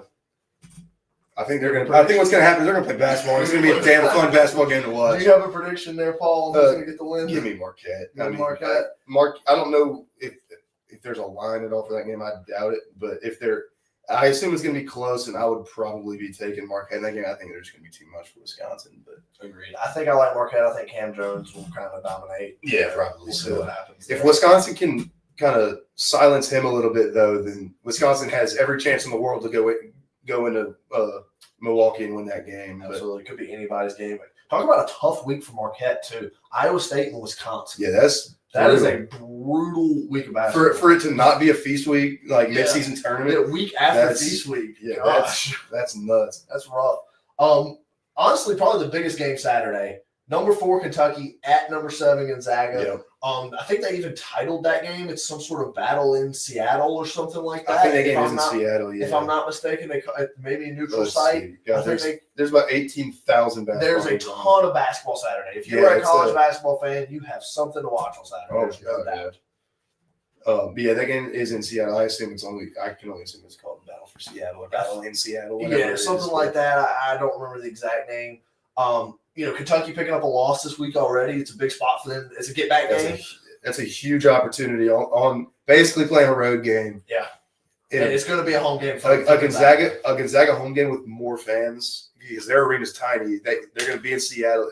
That game's going to be a very interesting watch. I think I like the Zags. I think so too. I think we're taking the Zags in that one. And then kind of the last game, or you got Before we get to that, there's one I noticed that you left off that I think is very interesting. Kansas State at St. John's. that is really good. Coming off R.I.P. Lou Carnesecca coming off of his passing in Carnesecca Arena. This is not an MSG game. This is In Carnesecca. Yeah, this is intimate environment, Ooh. Carnesecca Arena on Wow. St. John's campus. That could be quite the game. I Yeah. think because I think I like St. John's there. I definitely like St. John's. I couldn't tell you which of those two teams is the better. I can tell you St. John's probably the better coach team with Rick Pitino. But that game is definitely one to watch out for. And then another one, there's a lot of conference games going on. One of them I'm intrigued by, and it's not even in the ACC. Rutgers at Ohio State. I did see that game. Almost That put it on game here. is Almost put it on here. very interesting. Because you got Ace Bailey and Dylan Harper squaring off against against Bradshaw's not with the team anymore. That's He true. just got dismissed. I think I like Rutgers in that spot to go I ahead and think get so, a big too. win in Columbus. Still That's big time. still a talented Ohio State team that opened the season beating at the time 19th ranked Texas, who's Yeah. still. I mean, that's Texas' only loss. Good team. Texas is a pretty good basketball team, as I learned last night. So, but yeah. But no, I think Rutgers, Ohio State. I couldn't tell you who's going to win that game. I'd probably be on Rutgers, I like Rutgers. but I like Rutgers. that's a very interesting one to watch. I think Rutgers basketball. Rutgers basketball. Rutgers basketball. Your faith, your family, and the Green Bay And the Green Packers. Bay Packers. If you get that, you're a real one. Exactly. So also on Saturday, kind of switching back over to our ECU AAC bias. Yep. Pirates on the road In Columbia, in Columbia, Soda South City. Carolina. Can we do it? It's a quad one opportunity, is it not? Yeah, road win For the against Pirates, 60, road one?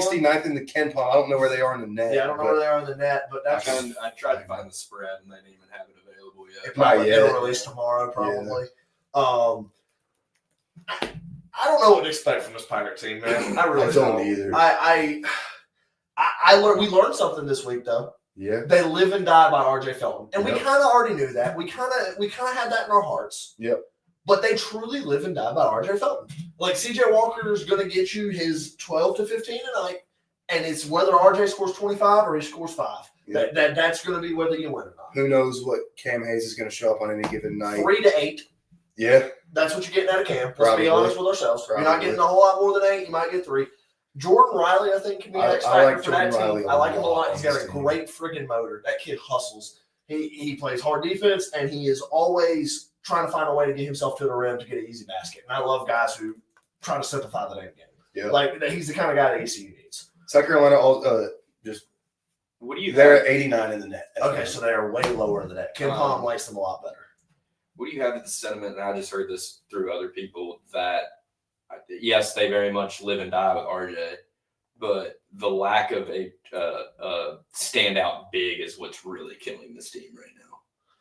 It hurts. CJ's an undersized big. He is. And they're trying to slot in Jan Farrell. I do not like his game, I'll be honest. Yeah, I think Not a big there's fan. potential What there. happened It's to just freshman not. white boy? It's not there yet. He's still on the team. Callum got some Yeah. good run against UNCW. And See- then we have Sear Malonga as well. They're two young bigs. Callum's a guy that both of us have been on. Is a guy that we see potential in him 100%. It just hasn't been tapped into Yeah, yet. he's so fundamentally sound. I think the biggest thing for Callum Richard, in my opinion, he's got to catch up to the college game. He's Yeah. still a half step behind the pace in terms of the game's a little too fast. For him. It And that's feels- okay. As a big guy at Yeah. 6'10", coming in, kind of figuring it out, freshman didn't get a ton of play. Like, That's going to happen. The game's going to be fast. I think as he gets more minutes over the next 5 games, I think if he gets a similar run to how he was able to play and get some minutes against UNCW, we'll see growth already. From That's exactly what I was thinking, because there's almost certainly going to be a game, honestly, probably in Columbia on Saturday, where he's going to have to play an elevated role, play more minutes than typically, and there's going to be one game where he's got to break out, and I think he's going to. And when that happens, who knows what kind of confidence could just he could take on and just elevate his game tremendously. Again, we see the vision with Callum. It hasn't fully shown through yet, but I think we're starting to see coming soon. We could definitely see a breakout from him. Absolutely. And then Sear is fine. He's still figuring it out. He's exactly. still a young big man. Similar. He's not got the best hands in the world. He's learning it. Similar kind of. Just like we're still getting there with him, kind of like with Callum. Two completely different play styles, but absolutely.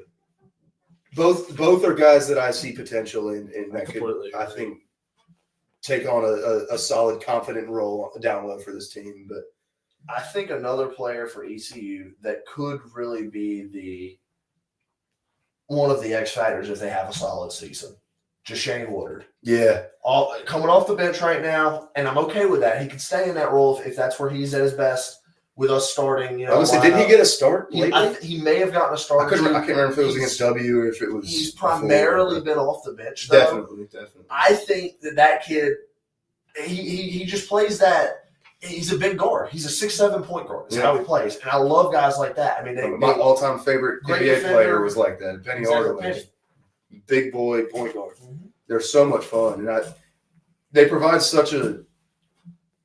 They're unique, exactly. It's a unique asset to have where you're usually lining up against the smallest guy on the court, and you got at least typically 5 inches on him. The defensive length, the ability to attack the rim, just all those different things. I think, and he can shoot the ball pretty well too. Oh yeah. I think Woodard's got a chance to really, really carve out a significant role in this Pirate team and this Pirate offense, particularly. RJ needs a second fiddle. I don't know who the second fiddle is going to be. Right now, it's been CJ. Yeah. And to that same tune, maybe we need a third fiddle. Maybe in steps Jordan Riley. If we're going to small ball our way to victory. In steps Woodard.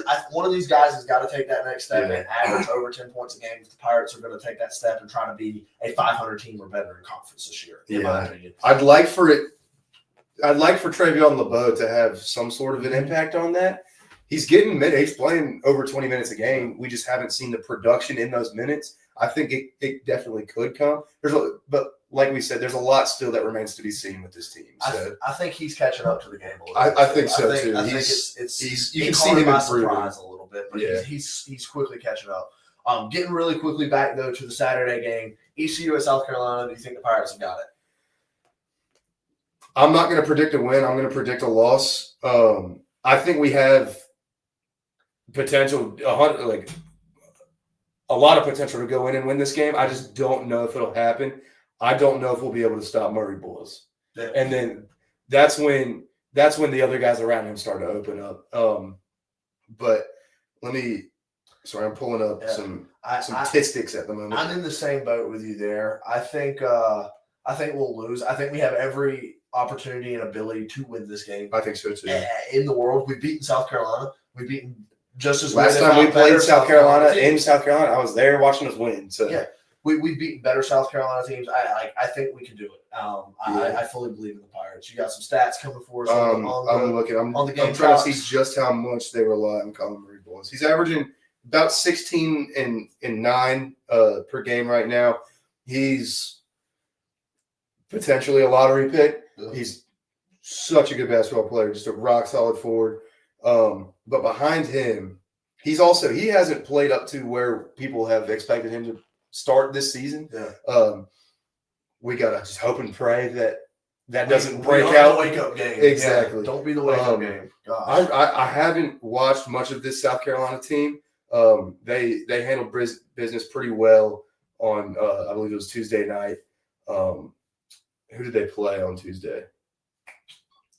It's ACC team. I know it was. Oh God! All right, hold on. I got the schedule right here. It was. I don't remember. They took Boston College. They beat them by 22. Yeah, beat the crap. Murray Boyles led him in points and rebounds, which he's done 4 games now. He's led them in both points and rebounds. A different game, he led them in rebounds and assists. Wow. So it sounds like it's going to be R.J. Felton versus Murray Boyles, and both teams have a guy that they run through. Who's gonna outdog the other? Exactly. Is really what it comes to. The problem posed for ECU is their guy is down low. Yeah. I agree. This is an interesting spot for ECU. Chance to get a big win.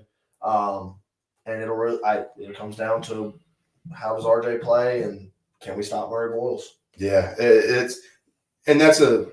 I hate kind of going about it like that just because I don't want to fizzle it down to 2 players. But that's kind of those are the 2 X factors of the game. Each team's got one of them. Yeah. South Carolina, naturally being an SEC team, is going to be the more talented team. We just got to go in with a better game plan than they do. I don't know what that game plan is, to be quite honest with you. Hopefully Mike Schwartz does. I sure as hell hope so. Hopefully he knows. Real quick before I leave Saturday, though, just for, again, our AAC contingent, I found a few AAC games on Saturday I thought were pretty interesting.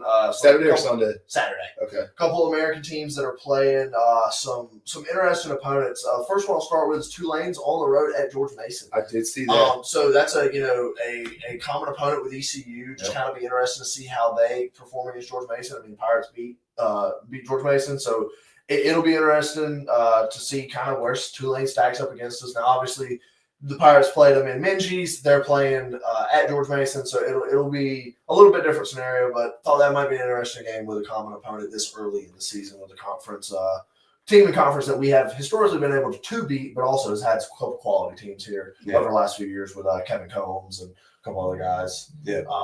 Another matchup in the conference that I found interesting was Villanova at Temple. I'm sure you got that one. And I saw another one on there that I got the good ones. That poor team. We'll get to them in a second. I just wanted to get, since we're on like good quality fun matchups, Villanova at Temple. I think I don't have much confidence in this Temple team throughout the season to do anything, but I definitely don't have any confidence in Villanova either. We were still a ways out from Feast Week. And people were already saying Kyle Neptune needs to be fired. Not even Villanova fans, just college basketball people were already calling for Kyle Neptune's head. So they did just pick up a quality win over. It was a ranked win. Yeah, it was a ranked win this week. I'm getting it. Cincinnati. Over Cincinnati, and they beat them pretty decent by 8. Yeah. Quality win. So maybe Villanova's bouncing back a little bit. Villanova's going to win games this year. They're not going to go out there and just be like how Georgetown and DePaul have been in the Big East for the last few years. But I think they're going to beat Temple. I think so too, but I think Temple could give them a scare. Yeah. I think they could definitely give them a scare. Temple always seems to be one of those teams that they're never, like in the last couple of years at least, they're never that good, but they always got random dudes with talent from some random place, that like some random power conference place that just came in, that just show up and can really scare you. So for sure. Real quick, we'll talk about the other game you kind of pointed at. UTSA at Arkansas. I mean, I think Arkansas is going to beat the crap out of them. I just thought that was kind of funny that an American team's having to go to Arkansas in the non-conference. Why would you schedule that unless it's a bye game? Yeah, it's 100%. It's got to be. UTSA is the worst team in the conference going to Arkansas, who is going to beat the crap out. Exactly. Arkansas is not at all the best team in the SEC, but far better than UTSA. Very talented and very well coached. Yes. So, at least, well, I like to think so. At least the last couple of years at Kentucky with Cal weren't the best. Were sketchy from a coaching standpoint, recruiting and talent standpoint. They're fine. Not the best. Which also, we'll talk about Arkansas. They picked up what's his name from FAU, John L. Davis. And he has looked like a shell of himself. Oh, well, so far I hadn't watched Arkansas at all this year. He's the beast at FAU. I remember him. He was crazy. He was their best player for years. Yeah, he was awesome. I've not watched Arkansas. John L. Davis is averaging almost 30 minutes a game. He's averaging 9 points, not quite 4.5 rebounds, 2 assists. Like he's who is this guy? Very average player is what he's turned into once he meets up with Cal. Once he meets up with not Cal, but just I was gonna say a power conference environment, but like especially in SEC having environment. to play in that environment day in, But, I day mean, out changes guys. Trayvon Brazile, Yeah. he has not been anything worth writing home about either. He's averaging about 4.5 points a game. Well, he was bad last year. He was. He But was like very you bad last expect him He to was take supposed to be- a next step. Jacob. He was a lot of people's dark horse to be like a National Player of the Year candidate last year. He was terrible. I know, but you expected some sort of a rebound this season, and Nothing. I think he's played 6 out of 8 possible games this season.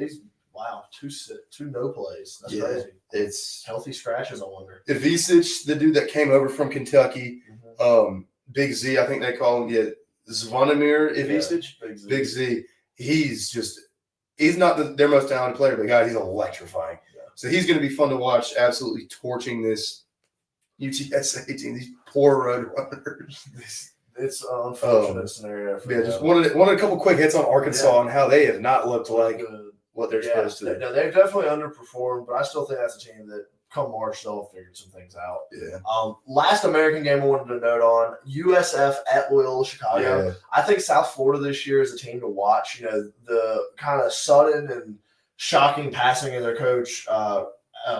Amir Abdul-Rahim. Amir Abdul-Rahim. I knew it was Abdul-Rahim. I just wanted to say Sharif so bad. Yeah. But it just anyhow with his RIP, his son passing and stuff. I think South Florida's got a chance this year to play as a team, kind of with a chip on their shoulder. I don't know how they've started the year, but I just thought it was interesting going on the road playing at Loyola Chicago, a team with a bit of lore on their own. Sister Jean run to the Final Four, national championship in the 50s or 60s. Somewhere in that time 50s, frame. I believe. 56, I want to say. Yeah, somewhere in that time frame. I knew it, a while back, long before we were even thoughts. Now I got to quiz myself. Was that right? Yeah, let's find out. But I just thought that was an interesting matchup, chance for them to get a win against a somewhat notable program. Definitely. And just something to watch as AAC fans and the AAC contingent. That's a team that came out to open the season, neutral site against Florida. And for the better part of that game was either winning and they ended up losing by, I think, 15. I think it just got away from them at the end. But they showed some heart in that game. Lost at Charleston. That's a solid mid-major, especially on the road. Lost to Middle Tennessee, who I don't know anything about, but picked up some close wins. But again, they're in a tough situation, but they're playing with heart, and they again against Florida to open the season, they started off pretty well. Tough start, but they're just a team to watch, in my opinion. It'll be interesting to see how they deal with that tragedy, and obviously thoughts and prayers go out to their fan base, that whole team, and the Abdul-Rahim family. Yep. 63 was 63. Not to speak over the passing of Amir Abdul-Rahim. Yeah. But I knew it was in the 50s or 60s sometime. Yeah. Rolling into Sunday, a couple interesting games. Maryland at number 8 Purdue. Purdue just lost. When I made these notes, both teams were 7-1. I thought that was interesting. Yep. Big 10 game, a couple decent teams. Purdue now at 7-2. It'll be a little bit of a bounce back spot for them against a quality opponent in Maryland. Yep. Chance for Maryland to kind of establish themselves as maybe a team to compete a little bit in the Big Ten this year. Yep. Thought that was kind of interesting.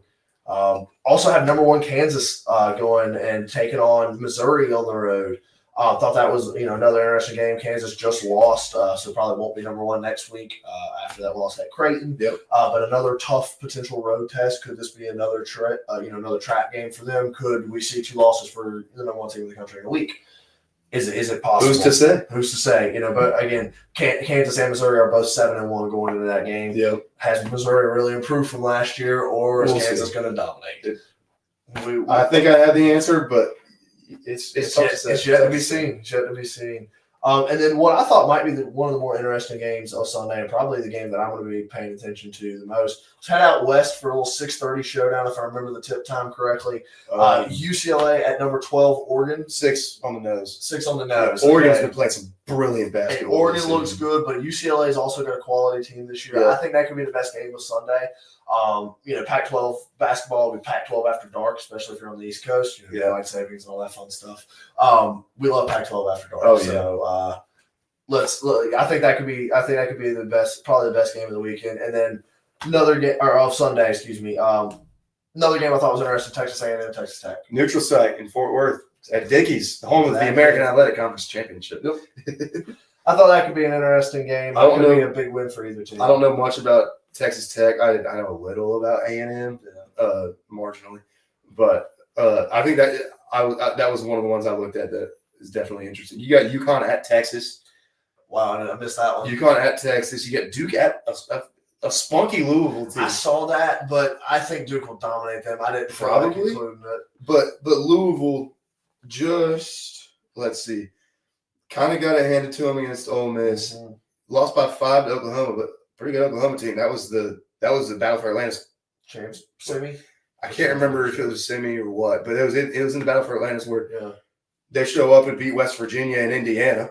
Yeah. This Louisville team's got like I said, they got some spunk. A little spunk. But again, I don't expect them to win that game whatsoever. But I think that's at least something maybe keep half an eye out for. Yeah. And then random, quirky, fun non-conference matchup: Oklahoma State at Seton Hall. I think weird one. Weird one. Didn't Seton Hall just drop a weird game? Didn't they just lose a game they shouldn't have? I'm not big on Oklahoma State this year. I don't think they're very good. Yeah, Seton Hall lost to Monmouth by 12. That's who it was. Yeah, Seton Hall dropped that game they absolutely should not have. At that same time, I don't know who I like in that game. I don't either. That's why I think it could be fun.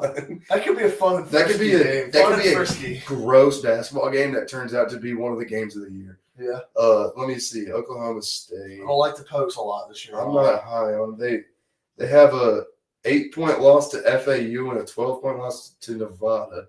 I haven't beaten a team of the soul except randomly beat Miami. Hey, I've got that. Our last comments of the night are Miami. Okay. So we'll put a pin in that for right now. We're going to talk about Miami to end the day's show. Sounds good. I'm sorry, continue. That was basically all I had. Pokes. They just won at Tulsa. Who cares? Not big on the Pokes. I thought that was just a goofy matchup. That is a weird game. I like that game a lot, though. That's a fun game. I'll probably watch that. You got Vandy at TCU also. There's something, whatever is going on at Dickies Arena in Fort Worth, there's something going because that's also where A&M and Texas Tech is. I don't know what kind of event that is, but some sort of preseason something. Exactly, early season something. But yeah, so at least some quality games for the week after feast week. It's going to be a letdown week. You're not going to have as big of a slate, but not a terrible weekend slate. We got some fun basketball, a couple top 10 and a couple top 15 matchups. Good basketball all around. As we kind of roll into next week and start looking at midweek games, I'll be honest, Monday and Wednesday kind of stink. I was looking at those and didn't really have much going on. Tuesday, you've got the Jimmy V Classic. So you've got a couple of interesting games in there. Michigan versus Arkansas, so you get to see you get to see Coach Cal on the big stage again. In a game that's not the Jimmy V Classic, I will go back. We'll return back to the Jimmy V Classic in a second. With number 11 Wisconsin at number 19 Illinois, there'll be a new rankings come out by then, so they might not be able to be ranked by then. But thought it was an interesting ranked Big Ten matchup this early in the season. Definitely Could be a really important game come conference play. Who wins that game, especially as things go down the stretch in a new kind of reshaped Big Ten that we're going to kind of have to figure out what's going on with. Especially in the basketball landscape. We've kind of seen the football landscape. We haven't really seen what this restructuring and the dissolving of the Pac-12 into the Pac-2. Yeah. We haven't seen what that's going to do to college basketball yet. No. In its entirety. And so it'll be interesting to see see what the Big Ten conference slate looks like. I think that's probably the conference I'm looking at the most. Yeah. We'll circle back though to. I got a couple other Tuesday games if you want. Yeah, I was gonna say. Or unless you got one. I got Miami, Tennessee. Okay, that was not one of them, but I did. If you want to hit yours, I've got some things to talk about. Go crazy. Go crazy. Up at MSG. So the first game of the Jimmy V Classic. Yep. Miami versus Tennessee, and I'll be honest, I think Miami had some pretty high hopes coming into this season. We talked earlier already about Tennessee. I think they're the best team in the country. In terms of how this game is going to go, I think Tennessee is going to beat the crap out of Miami. Can we talk about what the hell is going on with Miami, though? Miami is currently sitting at 3-5 heading into this game. Word to Brandon Johnson. Word to Brandon Johnson, former Pirate, making a name for himself with 5 down in Coral Gables. Fat, juicy L's. With losses, I like BJ a lot. I'm not saying too. That as a slight to him. I don't like Miami. But let's talk about these losses real quick, okay? So, lost to Drake, right? Sneaky. Not a bad loss. Sneaky team. Well, Drake, they just got that new coach from D2. He brought all of his dudes with him. He brought JUCO kids. and them boys can play. They can I'm telling you right now, Drake is one of the best mid-majors in the country. That is not a bad loss for Miami, and by the end of the year, everybody's like that could very well be a single-digit tournament team. Exactly. Absolutely. I can see that team being a 6 or 7 seed without a shadow of a doubt. They're going to be exciting for the rest of the season. Lost to Oklahoma State. Who we're not So- high on. You start to then have questions, right? It's like, okay. And then you lose to VCU, and it's like, okay. And then you lose to Charleston freaking Southern. The Bucks, baby. What the hell happened?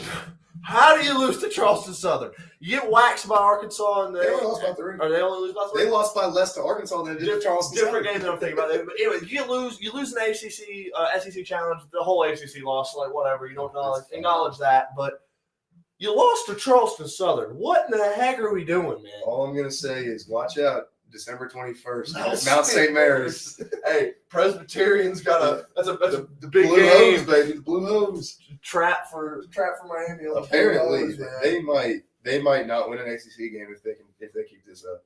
Did you see We're another gonna find team? out against Clemson. Yeah. Because I think they're going to get smoked by Clemson. Clemson's good. Clemson is a good team coming off that Kentucky win. I can absolutely see that. And it could also be a letdown for Clemson where they just lose to this sorry Miami team.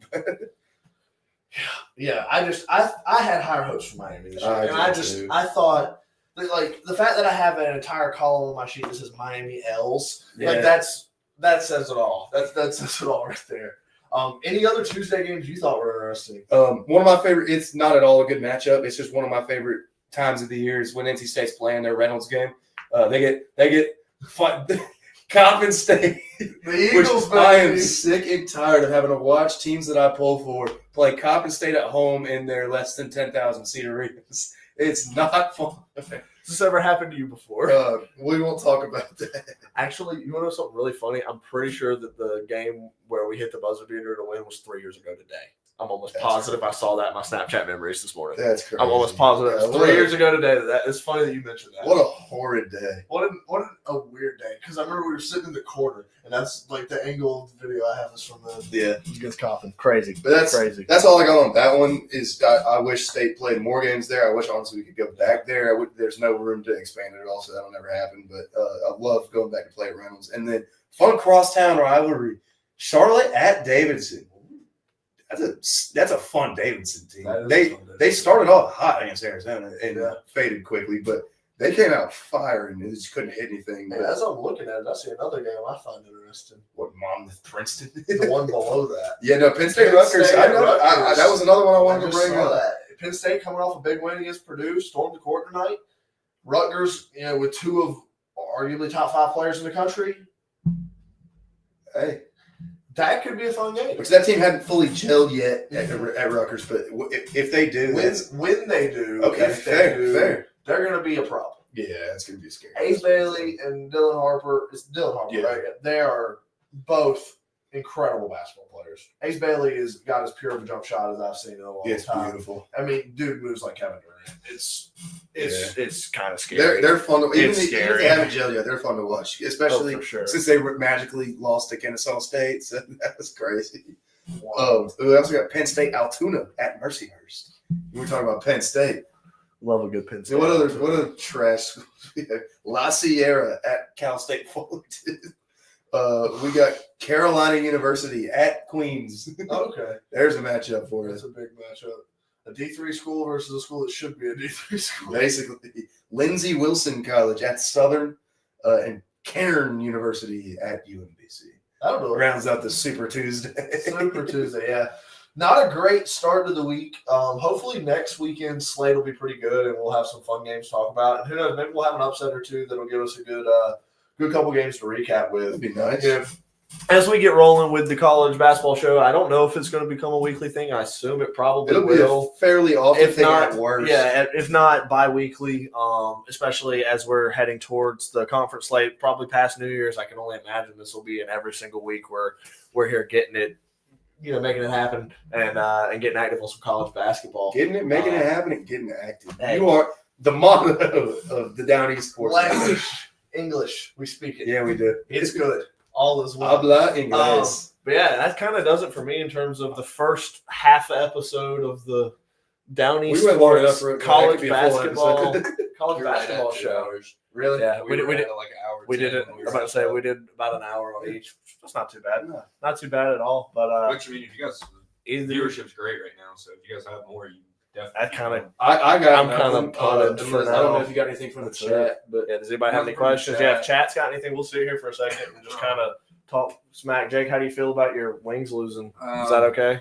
You can't consistently keep shooting the puck less than 25 times on net a game and expect to win in the NHL, let alone against good teams. Not saying Ottawa's a good team, they're a bad team, but it really seemed like I was kind of scrolling on Twitter seeing what some of my fellow Red Wings fans were saying. The refs kind of lost control of the game in the third. Some egregious calls both ways, and I think that kind of took the flow of the game away. And Ville Husso's a great goaltender, except for he lets in at least one stinker a game, and I don't really think the game-winning goal was anything special. Good shot, I mean, hard shot, but I didn't like the positioning from Seider and Evanson, which is a rare statement for me. That's our two best defensemen. I didn't love their positioning on the goal, but other than that, how Georgia's late going to was win a that national goal? championship in college basketball. Okay. There you go. You heard it here That's first. a ring for Silas Denbury Jr., Millbrook legend. You heard it here first I mean, on the it Downey was a Sports hard Show. shot. How late in the game was it? Oh, it was like 58 seconds. I was about to say, I saw it super late. happen, Yeah, it was like and then I let 58 you know, seconds. and then I looked down and looked back up and game was over. Yeah. It was a super late goal. Yeah. Now we're looking at a sexy beast, Chris Osgood. Oh my god, what a legend! Not a Hall of Famer. That is a Red Wing. That's like very much Red Wings Twitter, but a lot of them want him to go to the Hall because he's got 3 cups. I think so. I know he doesn't have 4. He wasn't on the team for one of them, but he was a backup for 2 of them. The only time he was a starter was for the 08 Cup. He is a 3-time cup winner. Yeah. That's awesome. A little hockey thrown in here. Yeah. Um, Kind of mixing some The hockey all at the end. sports show. Chat doing anything for us? Nah. Well, right on then. Well, if you guys are watching on YouTube, make sure you smash that like button, subscribe to the channel if you haven't already. I didn't even do that. Do be aware, all of our live streams also do upload to the channel as videos after. So if you do miss an episode, make sure you go check it out afterwards. You can catch up on all your favorite Downey sports content. If you're on Twitter, make sure you tweet at us if you got questions. You know, we'd love to interact more with our Twitter following. We'd love to engage with you guys. Retweet the links and stuff as we're going live, likes, all that fun stuff helps as always. We appreciate you guys for tuning in. I think that's going to do it for me and for the boys on the Downey Sports Network, Downey Sports College Football, College Basketball Show, Hockey show. Hockey Show. I mean, we're kind of doing a little bit I of tweeted everything. out these while you guys days. were going. I had a college football show and then had the arrow to the College Look basketball. at Heck yeah. CFB show. Heck yeah. Look at them Influencer. marketing us. Marketing. I did. I mean, believe it or not, I have a degree. It's somewhere in this room. I don't believe that. It's somewhere in this room. Yeah, we'll find it. I found it. Okay, It's we somewhere found it. around. I did graduate college. Hey, He does have a I degree. graduated college. Hey. It's in marketing too. Attaboy Miller. He Attaboy went to school Miller. to learn how to tweet. He's a professional tweeter. No, what I learned today, and this is so off topic, but we were fucking around with ChatGPT at work, and my final project as a senior was to write a comprehensive English again, words. marketing major, a comprehensive marketing analysis for our company. We're just seeing what it would pull up. Writes out this whole thing, like 9-page document in 30 seconds, and I'm like, bro, I had to do that for a local business, and it took us like 2 months. I could have just plugged that thing into ChatGPT and called it a day. No doubt. But I don't know anything about college basketball, so I don't really have much to ask you guys. Other than I gave my one bit of influence with which I did put $2 on it. So because I think UConn's still going to be a solid team. There's a bet for it. There's a bet for you guys. Georgia SEC champs. ACC. Or he said national. Oh, I know he said national. Oh no, I was saying talking about UConn. I took Oh, I thought you UConn said- plus 2,000. Oh. No, I'm joking. Georgia's not winning national. Well, I don't What know. are we talking about? Georgia is going to be lucky to be It's like a always 10 seed. possible. It's always I possible. think they could. I think they could definitely. Make there. They're Where do you just because I mean we're sitting at 58 people right now? Where do you think ECU falls in the conference this year? in basketball? Yeah, I think we're a middle of the pack team. Yeah, I think middle of the pack. I think the break even is 500. I think if Mike Schwartz goes above 500, he's had a successful season. That's the standard here. I think if he's below it, he is not. Yeah. And we haven't been able to do that for a long time. Go above 500 conference. I don't know if we have done it in the American ever. Oh, sure. I think our most wins is 7. We haven't. I don't think we've had. I think 7 with Dooley was Which the most. Or stint? 6 Which stint of Dooley? Right. of this stint because American didn't exist for the first one. He was Conference USA when he was here. The CAA. Either that or the CAA, yeah, because that was in the 90s. But yeah, so I mean, if Schwartz gets more than 7, I say you had a good year. Yeah. What I think the Pirates should strive for, and I really hope that our administration isn't too prideful for it, play postseason basketball. Please, damn it. God. I don't care what the tournament is. I don't care if it's a CIT, CBI. I mean, you name it. I don't care if we got to pay to be in it. Let's play some postseason basketball, of some variety. Let's not be so proud that we've got to stick our noses up and we're only going to the NIT or the NCAA. If we make one of those other tournaments, let's play in the damn thing. Get some more reps for our guys. It can't hurt anything. Yep. Our most conference wins in a season since being in the American is last year, where we went 7-11. That was 7. Okay, I thought the number was 7. Dooley got 6 a couple times. Didn't he? Yeah, he He got got 6 once. Who Lebo got 6. Are the twice. powerhouses in our conference right now? I mean, obviously Memphis. Memphis, North Texas is pretty good. FAU's kind of fallen down since that Cinderella season. Yeah, they're not bad. They lost their coach and that whole team. UAB was supposed to be pretty good, and they've started. Oh, slow. shit. Dustin Hayes at Michigan now. Or he's still there, right? He's got to be. He's only in his second year now. UAB has started slow. I thought they were going to be one of the players in the conference, but losses to Vermont, High Point, Longwood, Illinois State, and Middle Tennessee are not going to do much for you. So yeah, UAB they were pretty decent last year. yeah, I think that. Oh God, I think they were picked around kind of where we are or where we were to start the season, but Charlotte's going to be pretty decent, I think, which stinks. Yeah, because they finally got that head coach now solidified, right? Yeah, I think so. Which I know a lot of, Wichita State's not a bad team either. Yeah. Wichita State's pretty good. especially a lot of the good Kinston kids go to like big time schools, but like, and Millbrook's gotten to the point where like kids are starting to go to big time schools, but that was not the case while we were there, No. and we were very good. Yeah. But none of those kids really ever went. We had guys going to Campbell. Yeah. What's it going to take, especially in a basketball-rich state like North Carolina, for them to get kids from Farmville Central, from Kinston, from a Millbrook, a Broughton, what's Langley, what's the other school over there in Wilmington? Hanover. Yeah. Hoggard. Hoggard's Yeah, another Hoggard. good school. They're all over there. Like, I mean, this is such a basketball. It's kind of the same thing we There's- talk about with football, where although this is way better of a basketball state than a football state, obviously, it's still a good football state. Mhm. But you think with just the sheer amount of talent, it's why I've always questioned why Georgia's not good at basketball. Atlanta's one of the best basketball cities in America. Why can't you get kids from Atlanta? Why can't ECU get kids, let alone North Carolina being a good basketball state? The eastern side of the state's probably better than the western side. I'm probably Outside of the schools in Greensboro that are pretty good. Greensboro and Charlotte. Yeah. You got a couple Asheville area Yeah. schools that. But I mean, like, quality. we just rattled off 7 teams that usually play on the eastern side of the state tournament bracket, and I've never seen a kid from a single one of those schools come here. We do. ECU does a historically bad job of recruiting their backyard in basketball and football, in my opinion. Yeah. And we In kill it in baseball, we baseball. do okay. They do very well, But actually. in baseball, we crushed the western part of the state. That's Cliff true. kills That's Greensboro true. Yeah. and Winston-Salem and Greensboro- Charlotte like nobody else. Greensboro's Greensboro probably is the best baseball Which- spot Yeah, in no, this I'm state. not dissing what Cliff is doing. As someone I that think it's played the right travel choice. baseball for a team in Greensboro, which is funny, couldn't play for a team in Raleigh. Beat the shit out of them every time we played. I think I was a career 700 hitter against FBI Fungo. Go blank yourself.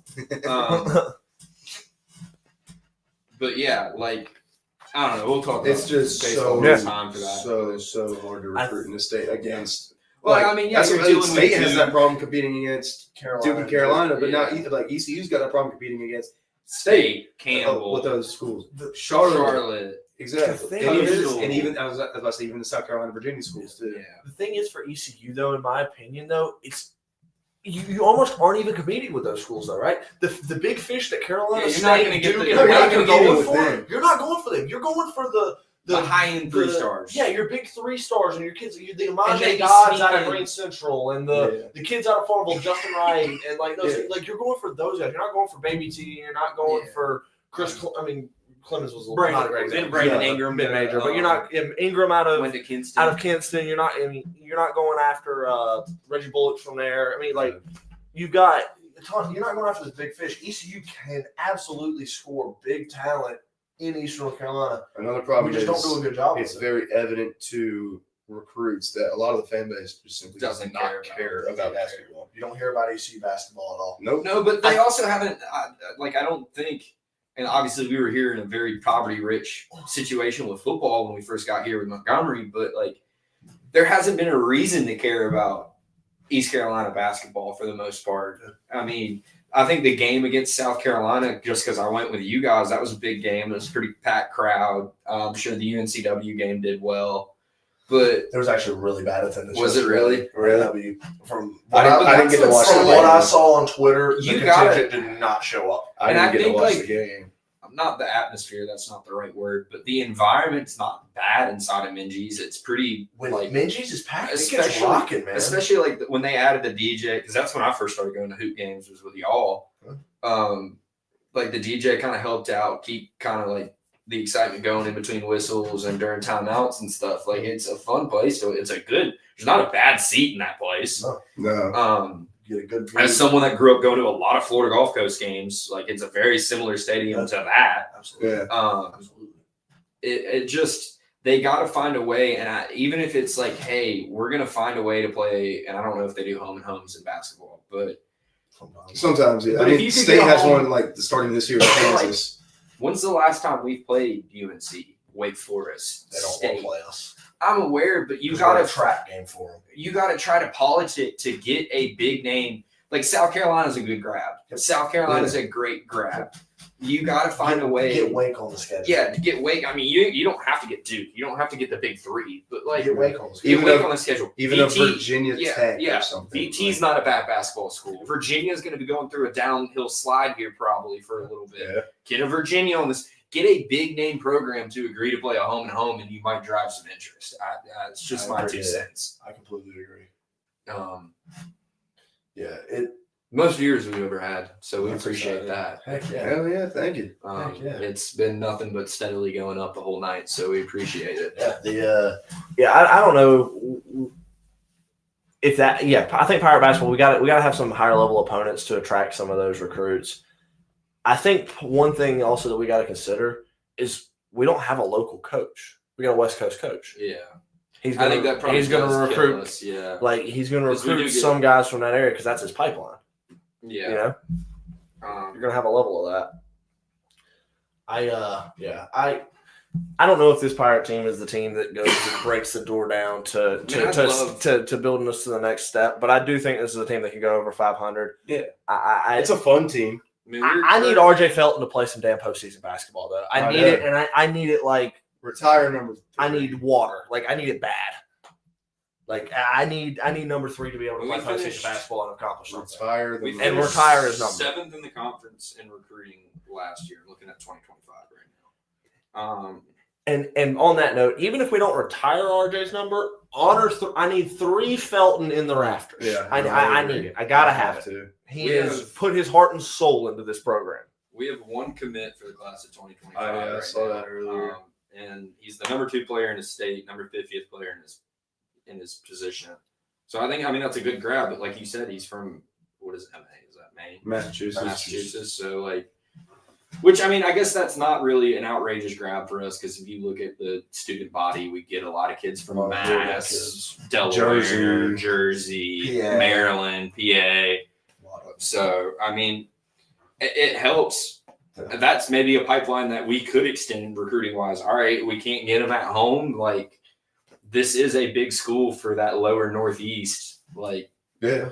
kids go here because it's there's not a ton of schools up there, and they're all really expensive. Warmer weather, Yeah. like gives them a lot of I mean, plus, you're looking at your options. Would you rather go to Boston College or would you rather go to East Carolina? I mean, just on pure women's standpoint, I'd rather go here. I mean, that's been my argument all along. Is ECU's especially in football recruiting, bro, walk a recruit around campus and be like, really? You don't think we can't compete with UNC and State just on women alone? I mean, come on. We're talking about a bunch of 17-year-old boys. Let's talk about what's going to get them money and women. That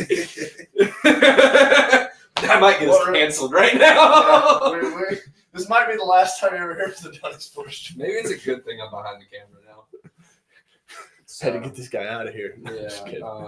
But yeah, is chat saying much anything? No, we ain't got nothing from the chat. I got nothing else. Yeah, I've kind of run out of college basketball and antics to talk about, but do want to thank everybody for tuning in. Sounds like our viewership's been really, really strong today. Really great. Huge really shout out to everybody on Twitter and YouTube. Like we said earlier, if you guys haven't already, make sure you like the stream on Twitter, like the stream on YouTube, retweet our links, as well as drop a comment and subscribe to the YouTube channel if you haven't already. Signing off from the Down East Sports Network, I'm Matt. I'm Paul. And Jacob's behind the camera. Yes, sir. We will catch you guys next time. Later. Peace.